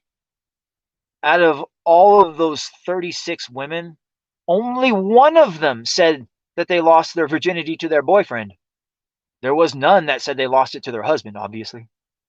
So these bitches, like all of their virginity loss experience, most of them came from random guys on Tinder. That's the fucking funny part. You know, these Chads, oh man, they're having fun out there. Yeah, you hear about Chad fishing? There's this thing that these incels are doing, I guess, to get back at these bitches. It's called Chad fishing, where they'll take a fake profile, they'll make like an AI picture of Chad, like a real fucking, you know, masculine looking dude that they think women will like, and they'll make a fake profile with this guy, and they'll set up a date with the women and everything, and then at the last second, just ghost the bitch. So she goes to go meet him wherever, and like this is just fucking people being mean to these bitches at this point. Like, that's what you get, you fucking bitch. It'd be one thing if you could make content out of it, but the only sort of content you can make out of it is if the bitches fire up TikTok afterwards and do a reaction. I just had this motherfucker stand me up and blah blah blah. And you got to the dude who Chad Fisher, like, you didn't stand you up. The guy didn't even exist. I was just fucking with you, you stupid cunt. Yeah, Chad fishing. I'm all for it though. I'm all for fucking with these stupid bitches. They deserve it. They're gonna live and die alone. That's what's gonna happen. Yep.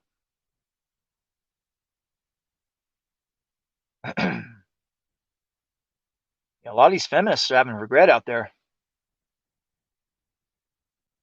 Feminist regret is real.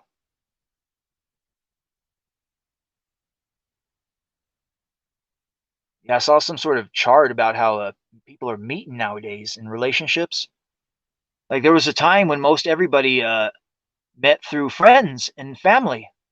Like you'd have a peer group of friends, and like, oh, I know, you know, this person. She's got a cousin who's single. Hey, let me hook you up or whatever. Like that type of shit doesn't happen anymore. The two main ways people are meeting nowadays, through work and meeting online. Like online just skyrocketed. But most men are alone, so it's just these bitches fucking the same Chad over and over again, basically. And Chad ain't gonna settle. I mean, if he's got to, you know, he could have whatever woman he wants. Why the fuck is he gonna settle down with a roasty? Yeah. And thus we have a Western civilization at the way we're at right now. Full blown mouse utopia experiments, population sink. By the year 2030, they say most women are going to be alone and childless. And it's not like these old bitches can just go overseas and find a young Filipino dude and then start their family. No, because their womb is old and dried up, and they can't have kids. Womb health. A lot of these women just completely fucking just forget about the womb. You got a ticking clock on that womb. It's only healthy for so long. That's why I say if she's over the age of 25 and she hasn't started her family yet, she's not married, doesn't have kids, there's something wrong with her fundamentally. Because women who are dialed in, have their shit together, and understand what's important in this world, always get married and start their families before the age of 25.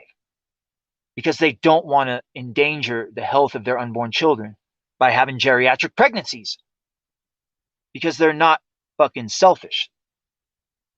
They put the health of their unborn children ahead of some stupid career. Yep. The woman who's over the age of 25, not married, doesn't have kids, has decided to put career ahead of family. And even if you were to marry and have kids with such a woman, ticking time bomb. At some point she'll divorce you and take the kids. Yeah, if she's been to a 4-year college or university, you're pretty much guaranteed it's going to happen. It's like 90% of the time the woman initiates divorce with the dude if she's been to a 4-year college or university.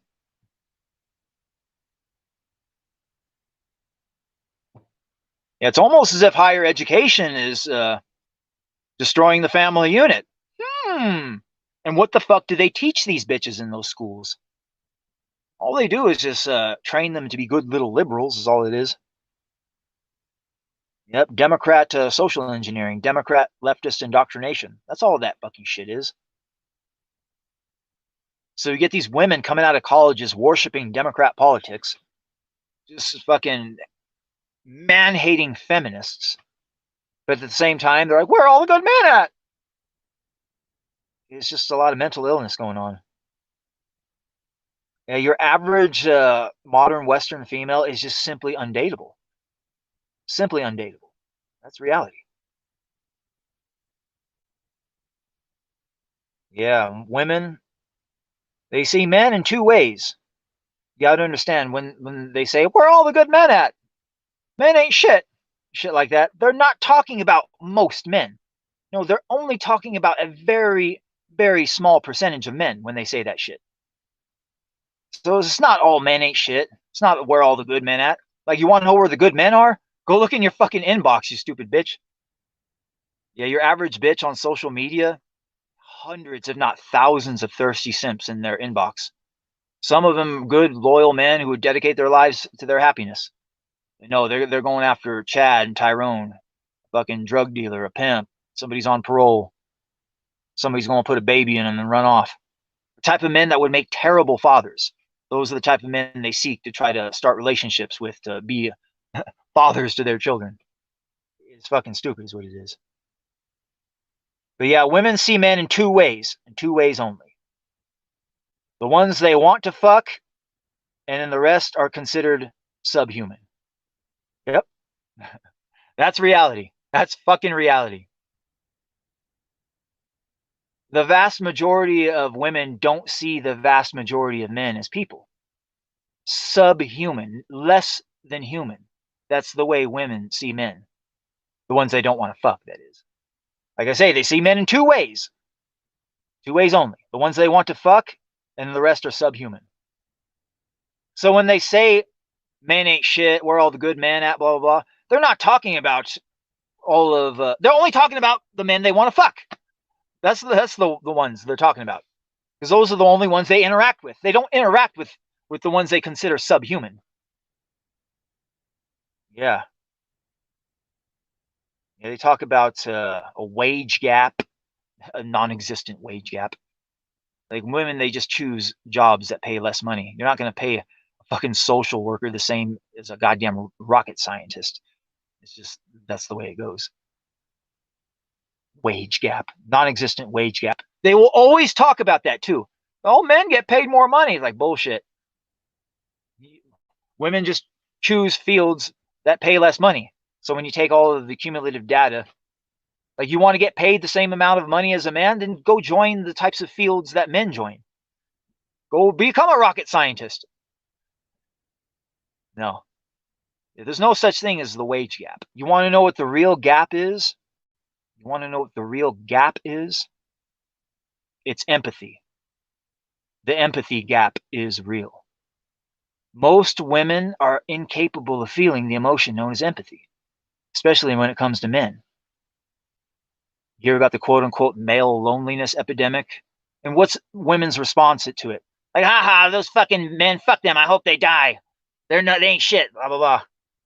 And what they're really doing is just talking about Chad and Tyrone, the ones that pumped and dumped them and don't want to fucking put a ring on it.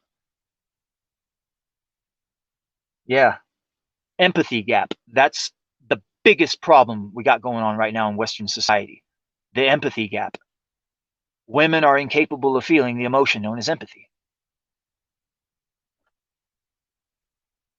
Yeah, and they talk about it's not an epidemic. It's always been this way. The majority of men live and die alone. It's just that men eventually get used to it and accept it at some point. It's either you get used to it and accept it, or you suffer. There really is no in between. And men can get used to it better than women can. Like, women, they need a whole cocktail of psychological medications and boxes of wine, Netflix, cats, that kind of shit, just to keep them from yeeting themselves.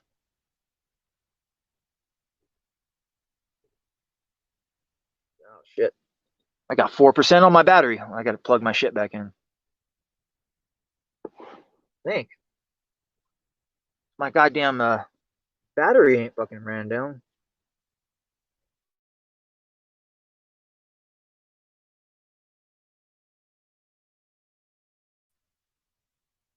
Booyaka, booyaka. Yeah, hopefully I'm back. It was probably working fine before, but I just want to be on the safe side.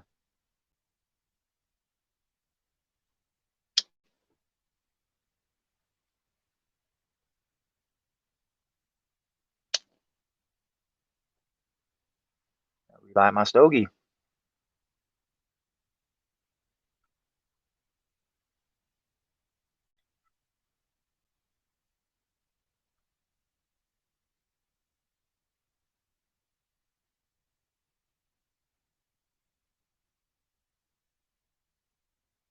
Yeah, men, they don't have a lot of fucking role models anymore. No more heroes. Young boys coming up with they got to look up to. Destiny, Sneeko, Hunter Abalone, people like that. Like bona fide cuckolds. This is what the next generation have to look up to as heroes. Yeah, anybody who knows who this fucking clown Destiny is, hardcore leftist liberal, proud cuckold, blue hair, the name of a stripper. Somehow this guy is taken seriously by people. I have no idea why. I've never heard this guy say anything intelligent in my life, and supposedly that's his claim to fame. He's supposed to be smart. Like, really? He seems like a fucking idiot to me. Proud cuckold. Anyway, who would have thought being a cuck wouldn't have paid off? Turns out his wife ended up divorcing him. Yep, they're going to get a divorce. He let his old lady fuck around, sleep other dudes. And she found a dude that she decided to leave him for. And the dude is a fucking Super Saiyan soy boy, too. Like, it just goes to show what a fucking emasculated, just dickless beta male Destiny truly is if his fucking wife left him for that fucking guy. Oh, Lord mercy. Yeah, another one of these cuck fucking Gen Z dudes, Hunter Avalone. I've never heard this guy speak. I have no idea what he's about, but I guess he's famous. But he's also and advocated for cuckery. He might even be a cuck too. But anyway, he's got this girlfriend, and his girlfriend, I guess her ex-boyfriend came over to the house and tried to kill this bitch. Tried to kill his ex-girlfriend, and Hunter Abalone was there, and there was shots fired through the door, and his fucking bitch got shot. So what happened was Hunter Avalone like streamed the whole thing, hid like a little bitch, called the cops, and eventually I think old boy yeeted himself. The guy that came there to kill the fucking bitch who shot through the door. Anyway, he started a GoFundMe for the bitch, and yeah, the bitch is still with him too. Like, you talk about drying up a pussy.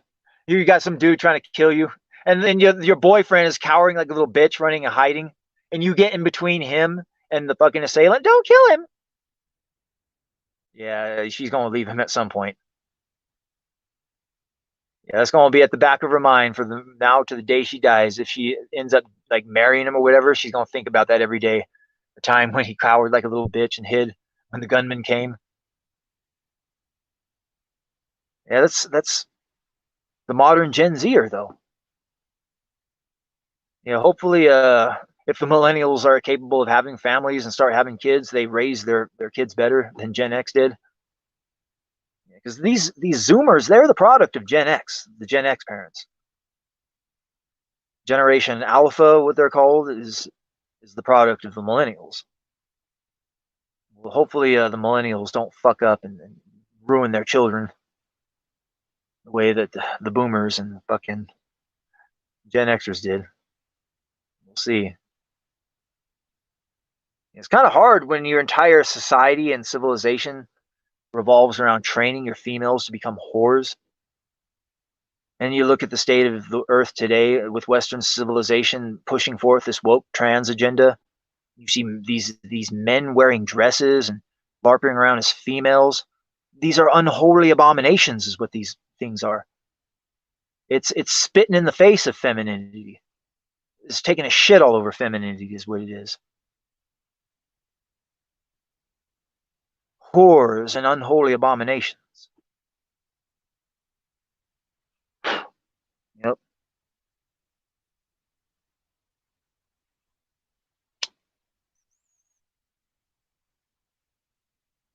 Have you ever heard the tale of Mystery Babylon? also called the Whore of Babylon. Comes from the Bible, but it's a metaphor speaking of a certain place, a nation, a city. And they describe the Whore of Babylon, this nation that would come to spread its evil and corruption throughout the entire planet. All of the earth would come to idolize it and try to be like it. Mystery Babylon.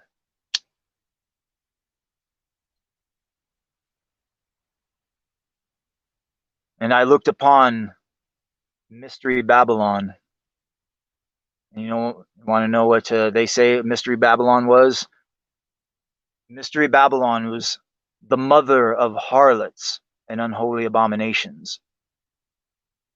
Yes, this place, whatever it is, Mystery Babylon, it is a land that gives birth to whores and pours forth unholy abominations upon the earth. But it is also a land thick with the blood of prophets and martyrs. And what happens eventually is the great whore dies. The great whore is killed. The world will come to hate the whore, and they will burn her with fire, and they will hear her scream. And in the hour of her demise, the kings of the earth that did business with her will sit back with shock and terror as the whore wails in pain and dies her last death gasp. Yep. We are Mystery Babylon. We are the Whore of Babylon. We are the mother of harlots and unholy abominations. This was actually looked at, the concept of the Whore of Babylon. Like a team of remote viewers, all of them came back with the same thing too, and the ultimate conclusion was it was West. It was the West. United States of America was they're looking at. The United States of America is the Whore of Babylon. United States of America is Mystery Babylon. The great nation that would spread its evil and corruption throughout the entire planet.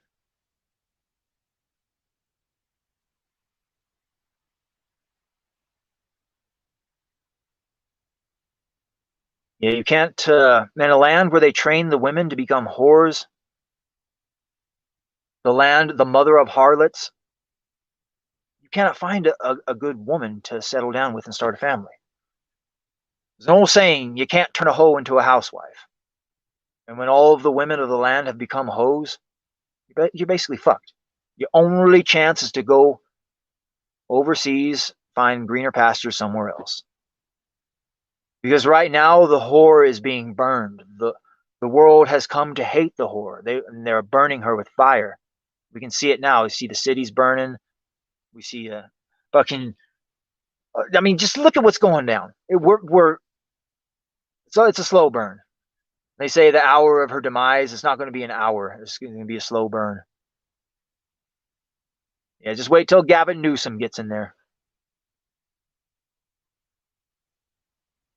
Justin Trudeau, the American version.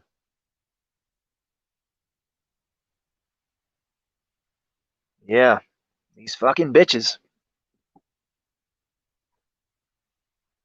They need strong fatherly figures in their lives. Put them down the straight and narrow.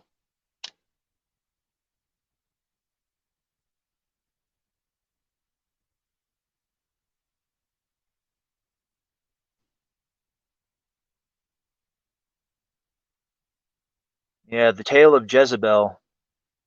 That actually has a lot of parable and allegory to the modern Western female. The tale of Jezebel.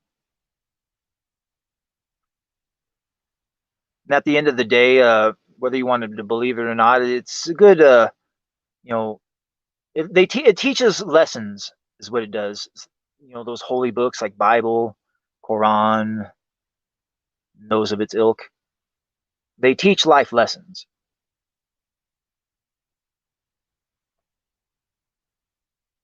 Yeah, the tale of Jezebel teaches very, very many valuable life lessons. Maybe I'll go ahead and tell the tale of Jezebel. Every so often I do that. It's a tale that bears repeating sometimes. Yeah. I mean, we've already passed the 3-hour mark a long time ago.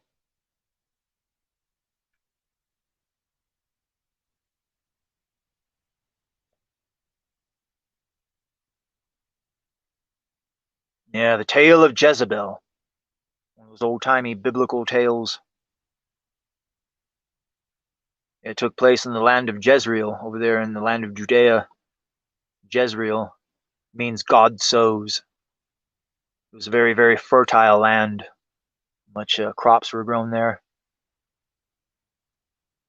And Ahab, he was the king over here in this area. A Jewish king by the name of Ahab decided to take upon himself a heathen wife by the name of Jezebel. You see, Jezebel, she was a princess. She was the daughter of a high priest of Baal. That's who she was. So he married this pagan princess. So what happened was Ahab became submissive to Jezebel. Instead of Jezebel answering to her man, instead of Ahab being the dominant, no, Ahab was the submissive.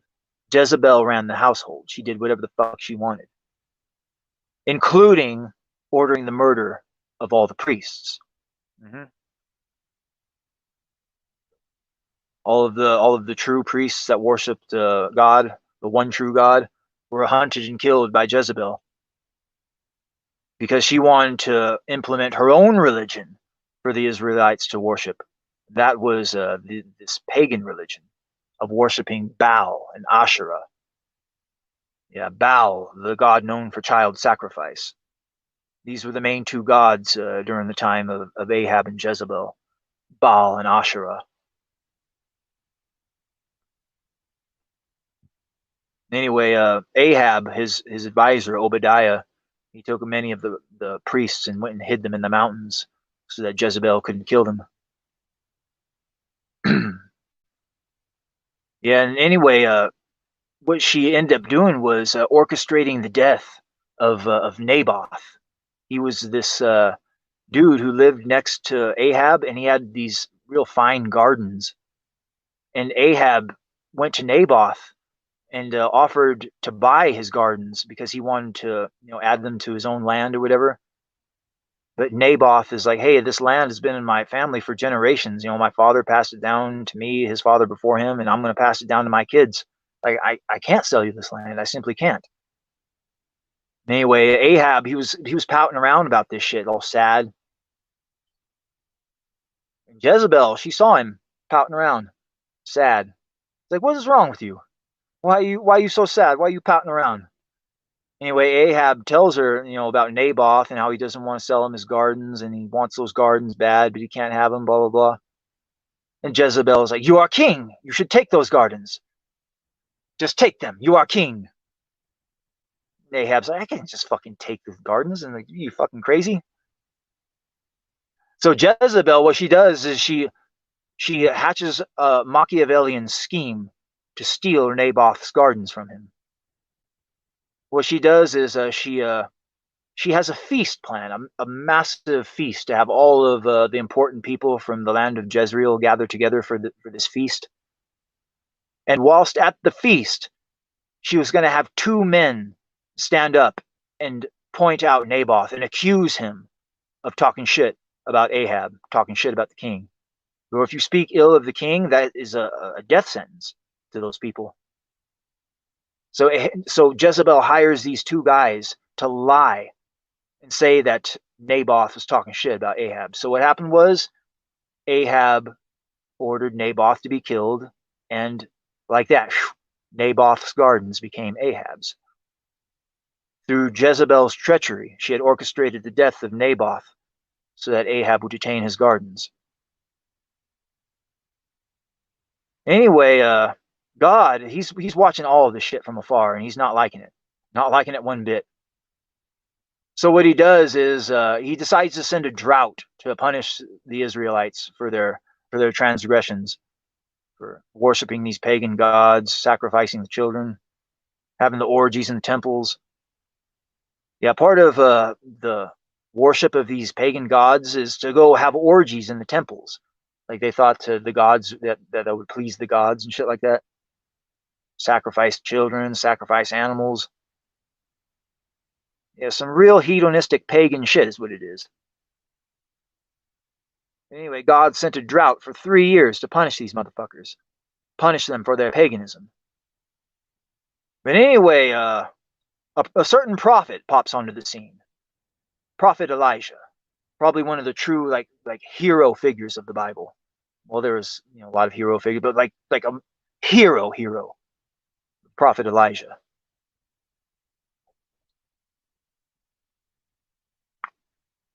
Drink coffee there.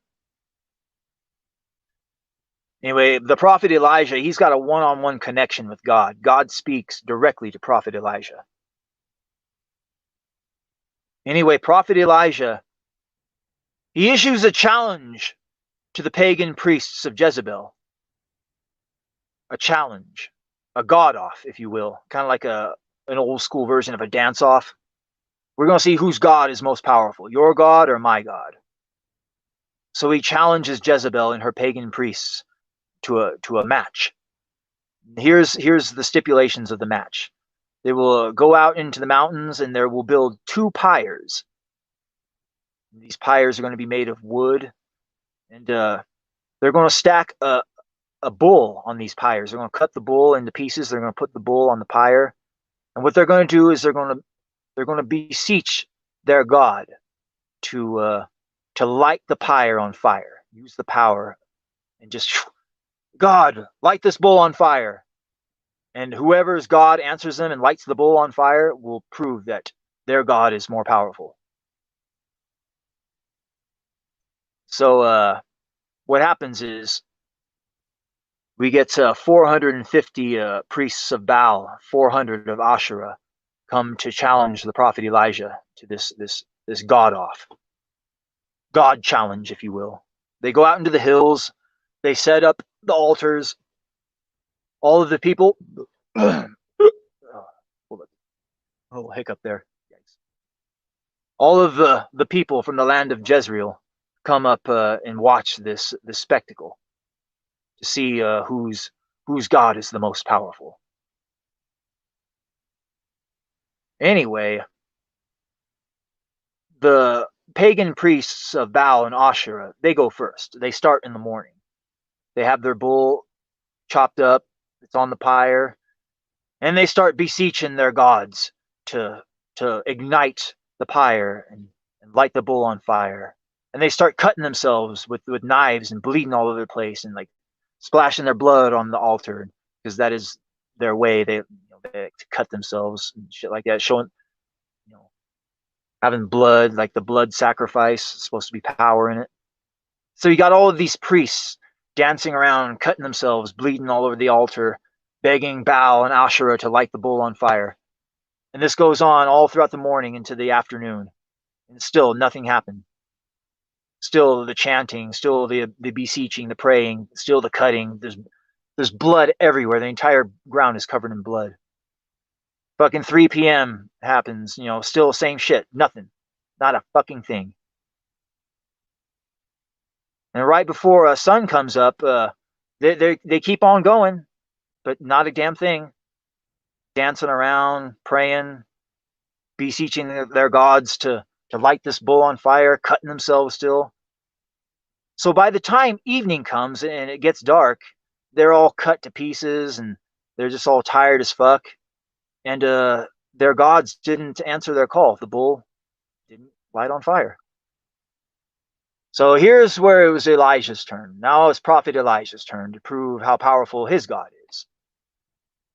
So what he does is he digs a little moat around the pyre, like a small little moat, about 6 inches deep or so, all the way around the pyre. And then he orders somebody to take a massive jug full of water and pour it all over the bull and all over the pyre.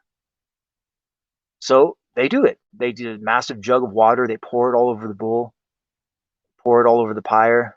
It's all wet. And then he orders them, pour it again, pour another one, So they get another big old pitcher of water, and they fucking dump it all over the fucking pyre. It's even more wet than it was before. And then Prophet Elijah says, "You know what? One more. Let's soak it one more jug." So they get the big old fucking jug of water, and they soak it one last time. And this time the water is flowing, and it fills up that little moat on the outside, to where that little moat is all filled with water now. And now that the bull is fully saturated and covered in water, and now the sun is down, it's dark, he knows he's going to have full spectacle here. So Prophet Elijah stands before the pyre, raises his arms in the air, and beseeches his God, "Ignite this bull now!" And like that, like a fucking laser beam, the entire pyre completely incinerated, and like that, and almost in a blink of an eye, gone. The most intense amount of heat and light that anybody's ever seen. And the light and the heat was so intense that when they look at the little moat that had surrounded it, that was full of water, all of that water had been completely evaporated away. That's how intense this light was in this blast. So like that, in less than a second, the bull in the pyre completely reduced to nothingness, nothing but ash. So hot that the goddamn fucking water itself evaporated. And like that, right after that moment, the Israelites all fell to their knees, for they knew then and there who the one true God really was. Then Prophet Elijah pointed at the pagan gods, pointed at the priests who worship those pagan gods, Jezebel's pagan priests. He points at them and he says, "Seize them." And like that, the people of Israel all fucking grabbed them and wrestled them to the ground and held them. And the prophet Elijah had them brought down into the Kishon Valley. And you see, Prophet Elijah, he wasn't just any sort of prophet. No, he was a warrior prophet. And he had a sword. So what Prophet Elijah did was he took his sword, he went down into the Kishon Valley, where all of the pagan priests of Jezebel were gathered, and he personally, with his own two hands and his own sword, executed every last one of them. And after the pagan priests of Jezebel were executed, he sent forth to Ahab, send message to Ahab, "I need to speak with him. I have a message from God. God wants him to see this." So anyway, Ahab learns of what happens, and he goes to meet Prophet Elijah. And then what happens is he shows Ahab off in the distance some clouds. He says, "You see that? Those clouds? God is going to bring the rains back." And like that, the clouds grew and they expanded. And like whoosh, a massive rain came. And whereas there was a drought for 3 years, and now the rains flowed. So now crops could be grown once again. Prophet Elijah had proven beyond any shadow of a doubt he was a representative of the one true God. The one true God does exist. And if the Israelites need to change their ways, they got to stop worshiping these pagan gods. So Ahab kind of like, "Oh shit, you know what? You're right. Let's go back to the city of Jezreel and let Jezebel know." So anyway, they're going back there. And Jezebel, when she hears about what happens to her priests, she becomes livid. She goes into an inconsolable rage. And she orders Prophet Elijah to be killed. It's like, I don't want to meet him. I don't care if he's coming to the city. If he comes to this city, he's going to be killed. So she orders him to be killed if he comes to the city. So Prophet Elijah, he hears about this on the way to the city. He's like, "Oh, fuck, I can't go to the city. I'm going to get killed." So instead, he flees to the mountains to go hide. And even though it was proven beyond any shadow of a doubt that her gods were false, Jezebel, she didn't give a shit. No, you still got to die. We're still going to worship these pagan gods. Yep. And Prophet Elijah, he's kind of threw him a loop. He's like, God, why? What the hell? Like, I did everything you said. And God's like, hey, chill out. I've got a plan, you know. She'll get her comeuppance. So what happens is God, he gives Elijah a prophecy.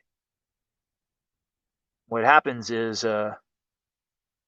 he gives the prophecy of Jehu, is what he does. At some point, a new king will be anointed. It will be Jehu, son of Jehoshaphat. And the one who anoint him will be Elijah's successor. And this new prophet will also be named Elijah, but his name will be spelt slightly different, with an SHA at the end. So this new prophet Elisha, when he gets the word from God, will anoint Jehu the new king of Israel.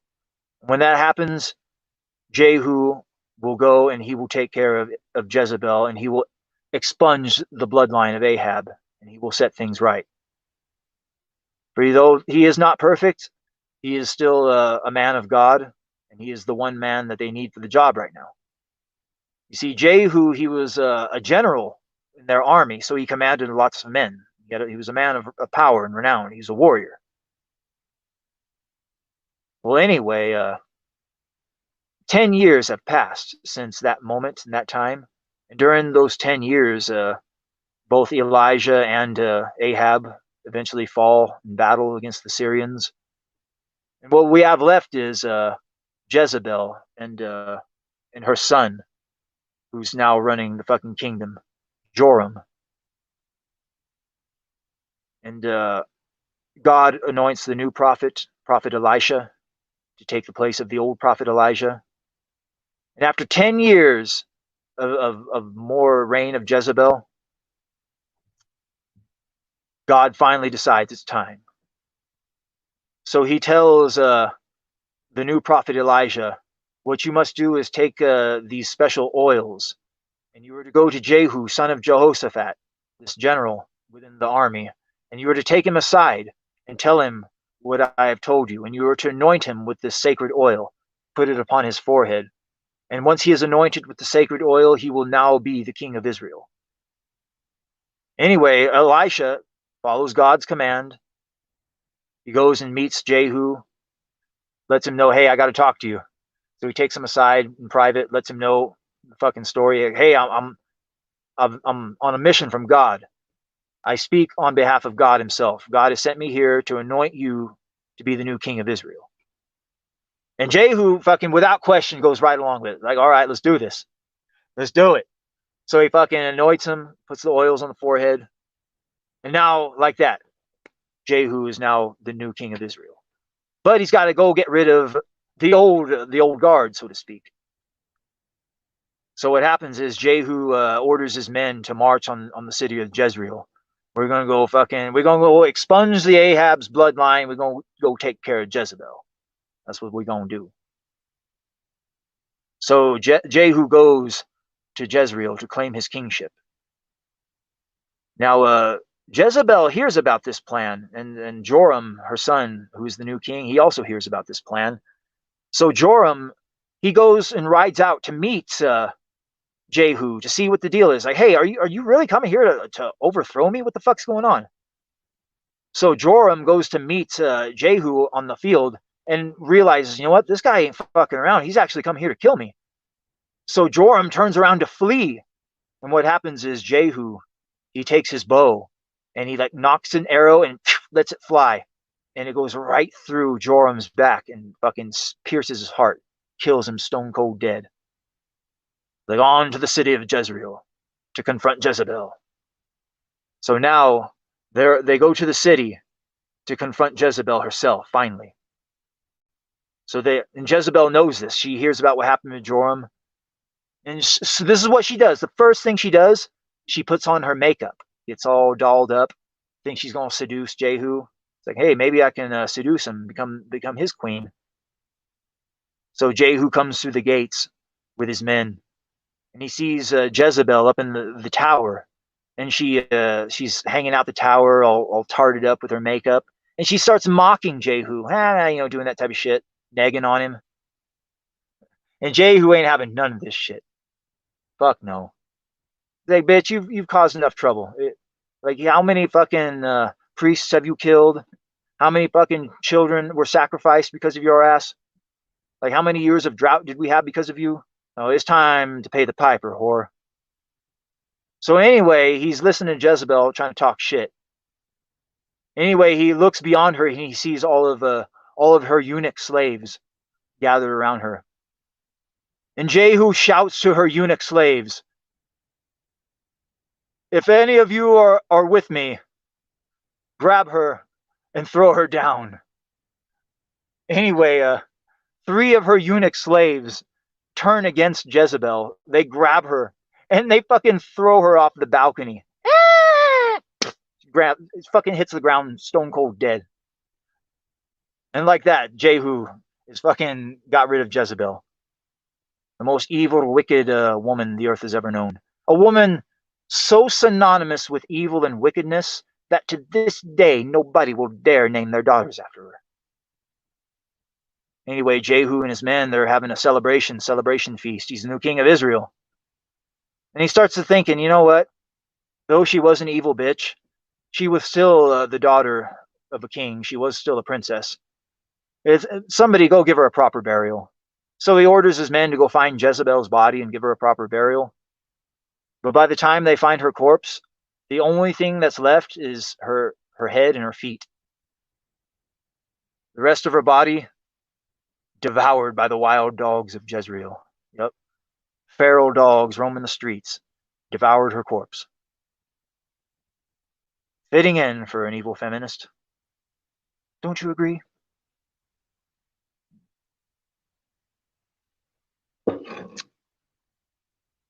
The tale of Jezebel can teach us many things. Never trust a eunuch. Never trust a troon. Don't be submissive to your wife. Don't worship pagan gods. Don't sacrifice children. Don't try to go all Machiavellian and orchestrate the death of people so you can gain shit. Many, many valuable lessons. But some of the most important lessons are not so spelled out, if you know what I mean. Because at the end of the day, even though she was such an evil, wicked woman that to this day nobody will dare name their daughters after her, when you actually really strip away the window dressing and look at it for what it truly is, you realize that Jezebel from the Bible is actually a more high quality woman than the modern Western female. This is true. We have fallen so far as a people that a woman so synonymous for evil and wickedness that to this day nobody will dare name their daughters after her. She is actually a more higher quality woman than your average Western female. This is reality. Yeah, look at her. She didn't divorce her man. She didn't blow up her family. No, in fact, she loved her man. She saw Naboth, pouting around all sad and shit. What did she do? Instead of berating him for being a weakling or whatever, no, she orchestrated the death of a man to steal his land just so she can make her man happy, so she don't have to see him pouting around. Yeah, she was a pillar of her community. The women idolized her, tried to be like her. Yeah, Jezebel, she's a higher quality woman than the modern Western female. This is reality. Yeah, the most important lesson from the tale of Jezebel is that without the loving, strong guidance of a righteous man, women will always stray to the path of sin, much like Eve with the snake. Yeah, of all of the kings of Israel, no king was hated by God more than Ahab. And it was because he was submissive to Jezebel. Weakness, an abomination in the eyes of both God and myself. Yeah, so the bottom line is, don't be a stupid fucking simp and just bend over backwards and try to please your wife, or else you'll end up like an Ahab. Happy wife, happy life. Any man who's ever fucking lived by that mantra, and you look behind his eyes, you see like there's fucking no light behind his eyes, just fucking dead, soulless. Like I'd rather, not be one of those types. Happy husband, happy life. That's the reality. Because if your man is happy, he's just gonna make you happy. That's just how it goes. Fuck. No, don't get it twisted. Yeah, it's all about submission versus domination, femininity versus masculinity. Weak men, they are an abomination in the eyes of God. Need a lot more big daddies out there, a lot less Ahabs. Too many motherfuckers simping out. Samps. Fucking simps. It's kind of hard out here for a simp. But yeah, like I said, if you follow the blueprint of the green flags and look for women that, when they were young children, they wanted to become mothers and wives. They were active in team sports. They kept their virginity intact. They didn't blow up and gain weight. They had a strong father figure in their life. They believe in God. These type of women are the ones that have hope that you can actually build a future with. The only problem is they're so few and far between and virtually non-existent, because we are Mystery Babylon, the mother of harlots. When you train your females to become harlots, that's what happens. Society crumbles and families fall apart. Got to bring strong fatherly figures back into the lives of females. Females got to start believing in God again. This is the way. This is the way. This is the way. You've got to accentuate the positive and even eliminate the negative. Latch on to the affirmative. Don't mess with Mr. In Between. All right. Shit, we hit the 7-hour mark. Fuck, you talk about a show and a half. One for the ages. You know what? We're going to go ahead and fucking close it out. We ranted and raved quite a bit. And this is technically the Christmas special. Well, technically. Got a Christmas theme going on. Let's close it out with a Christmas song, shall we? We're going to close it out with a Christmas song. Thanks for coming out, y'all. Thanks for coming out.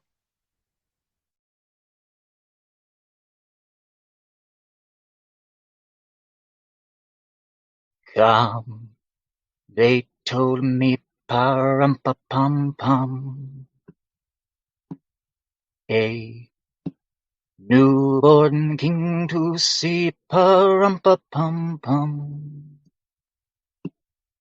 Our finest gifts we bring, pa-rum-pa-pum-pum, rum-pa-pum-pum, rum-pa-pum-pum. Me on my drum, me on my drum.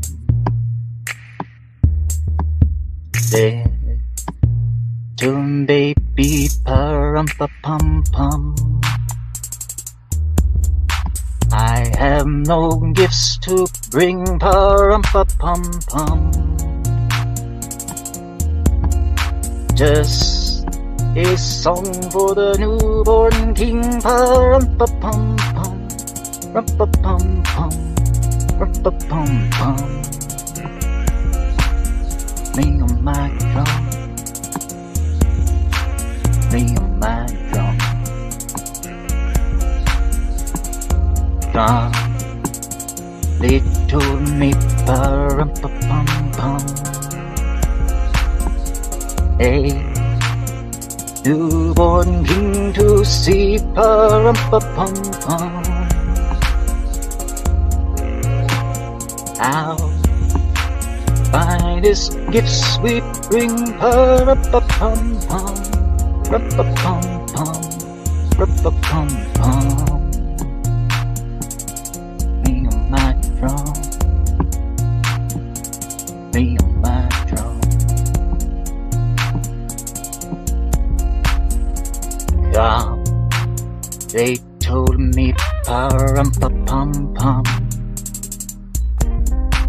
A newborn king to see pa-rum-pa-pum-pum.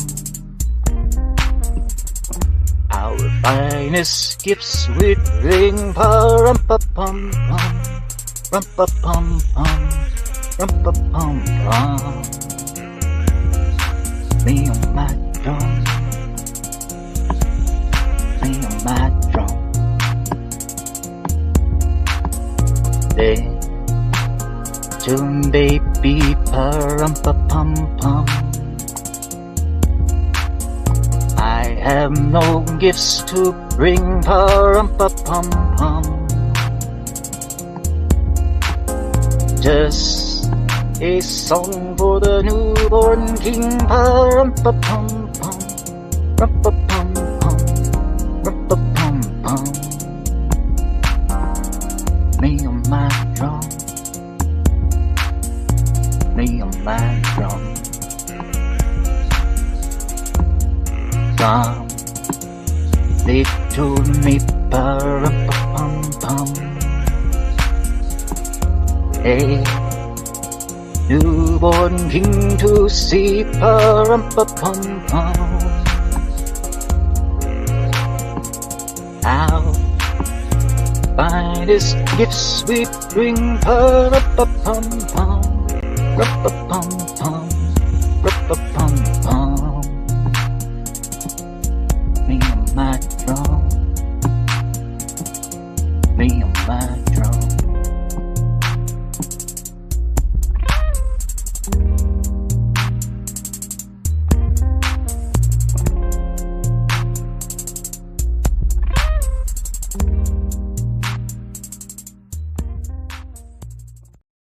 Silver bells, silver bells, it's Christmas time in the city. Ring-a-ling, hear them ring, soon it will be Christmas Day. City sidewalks, busy sidewalks, dressed in holiday style. In the air, there's a feeling of Christmas.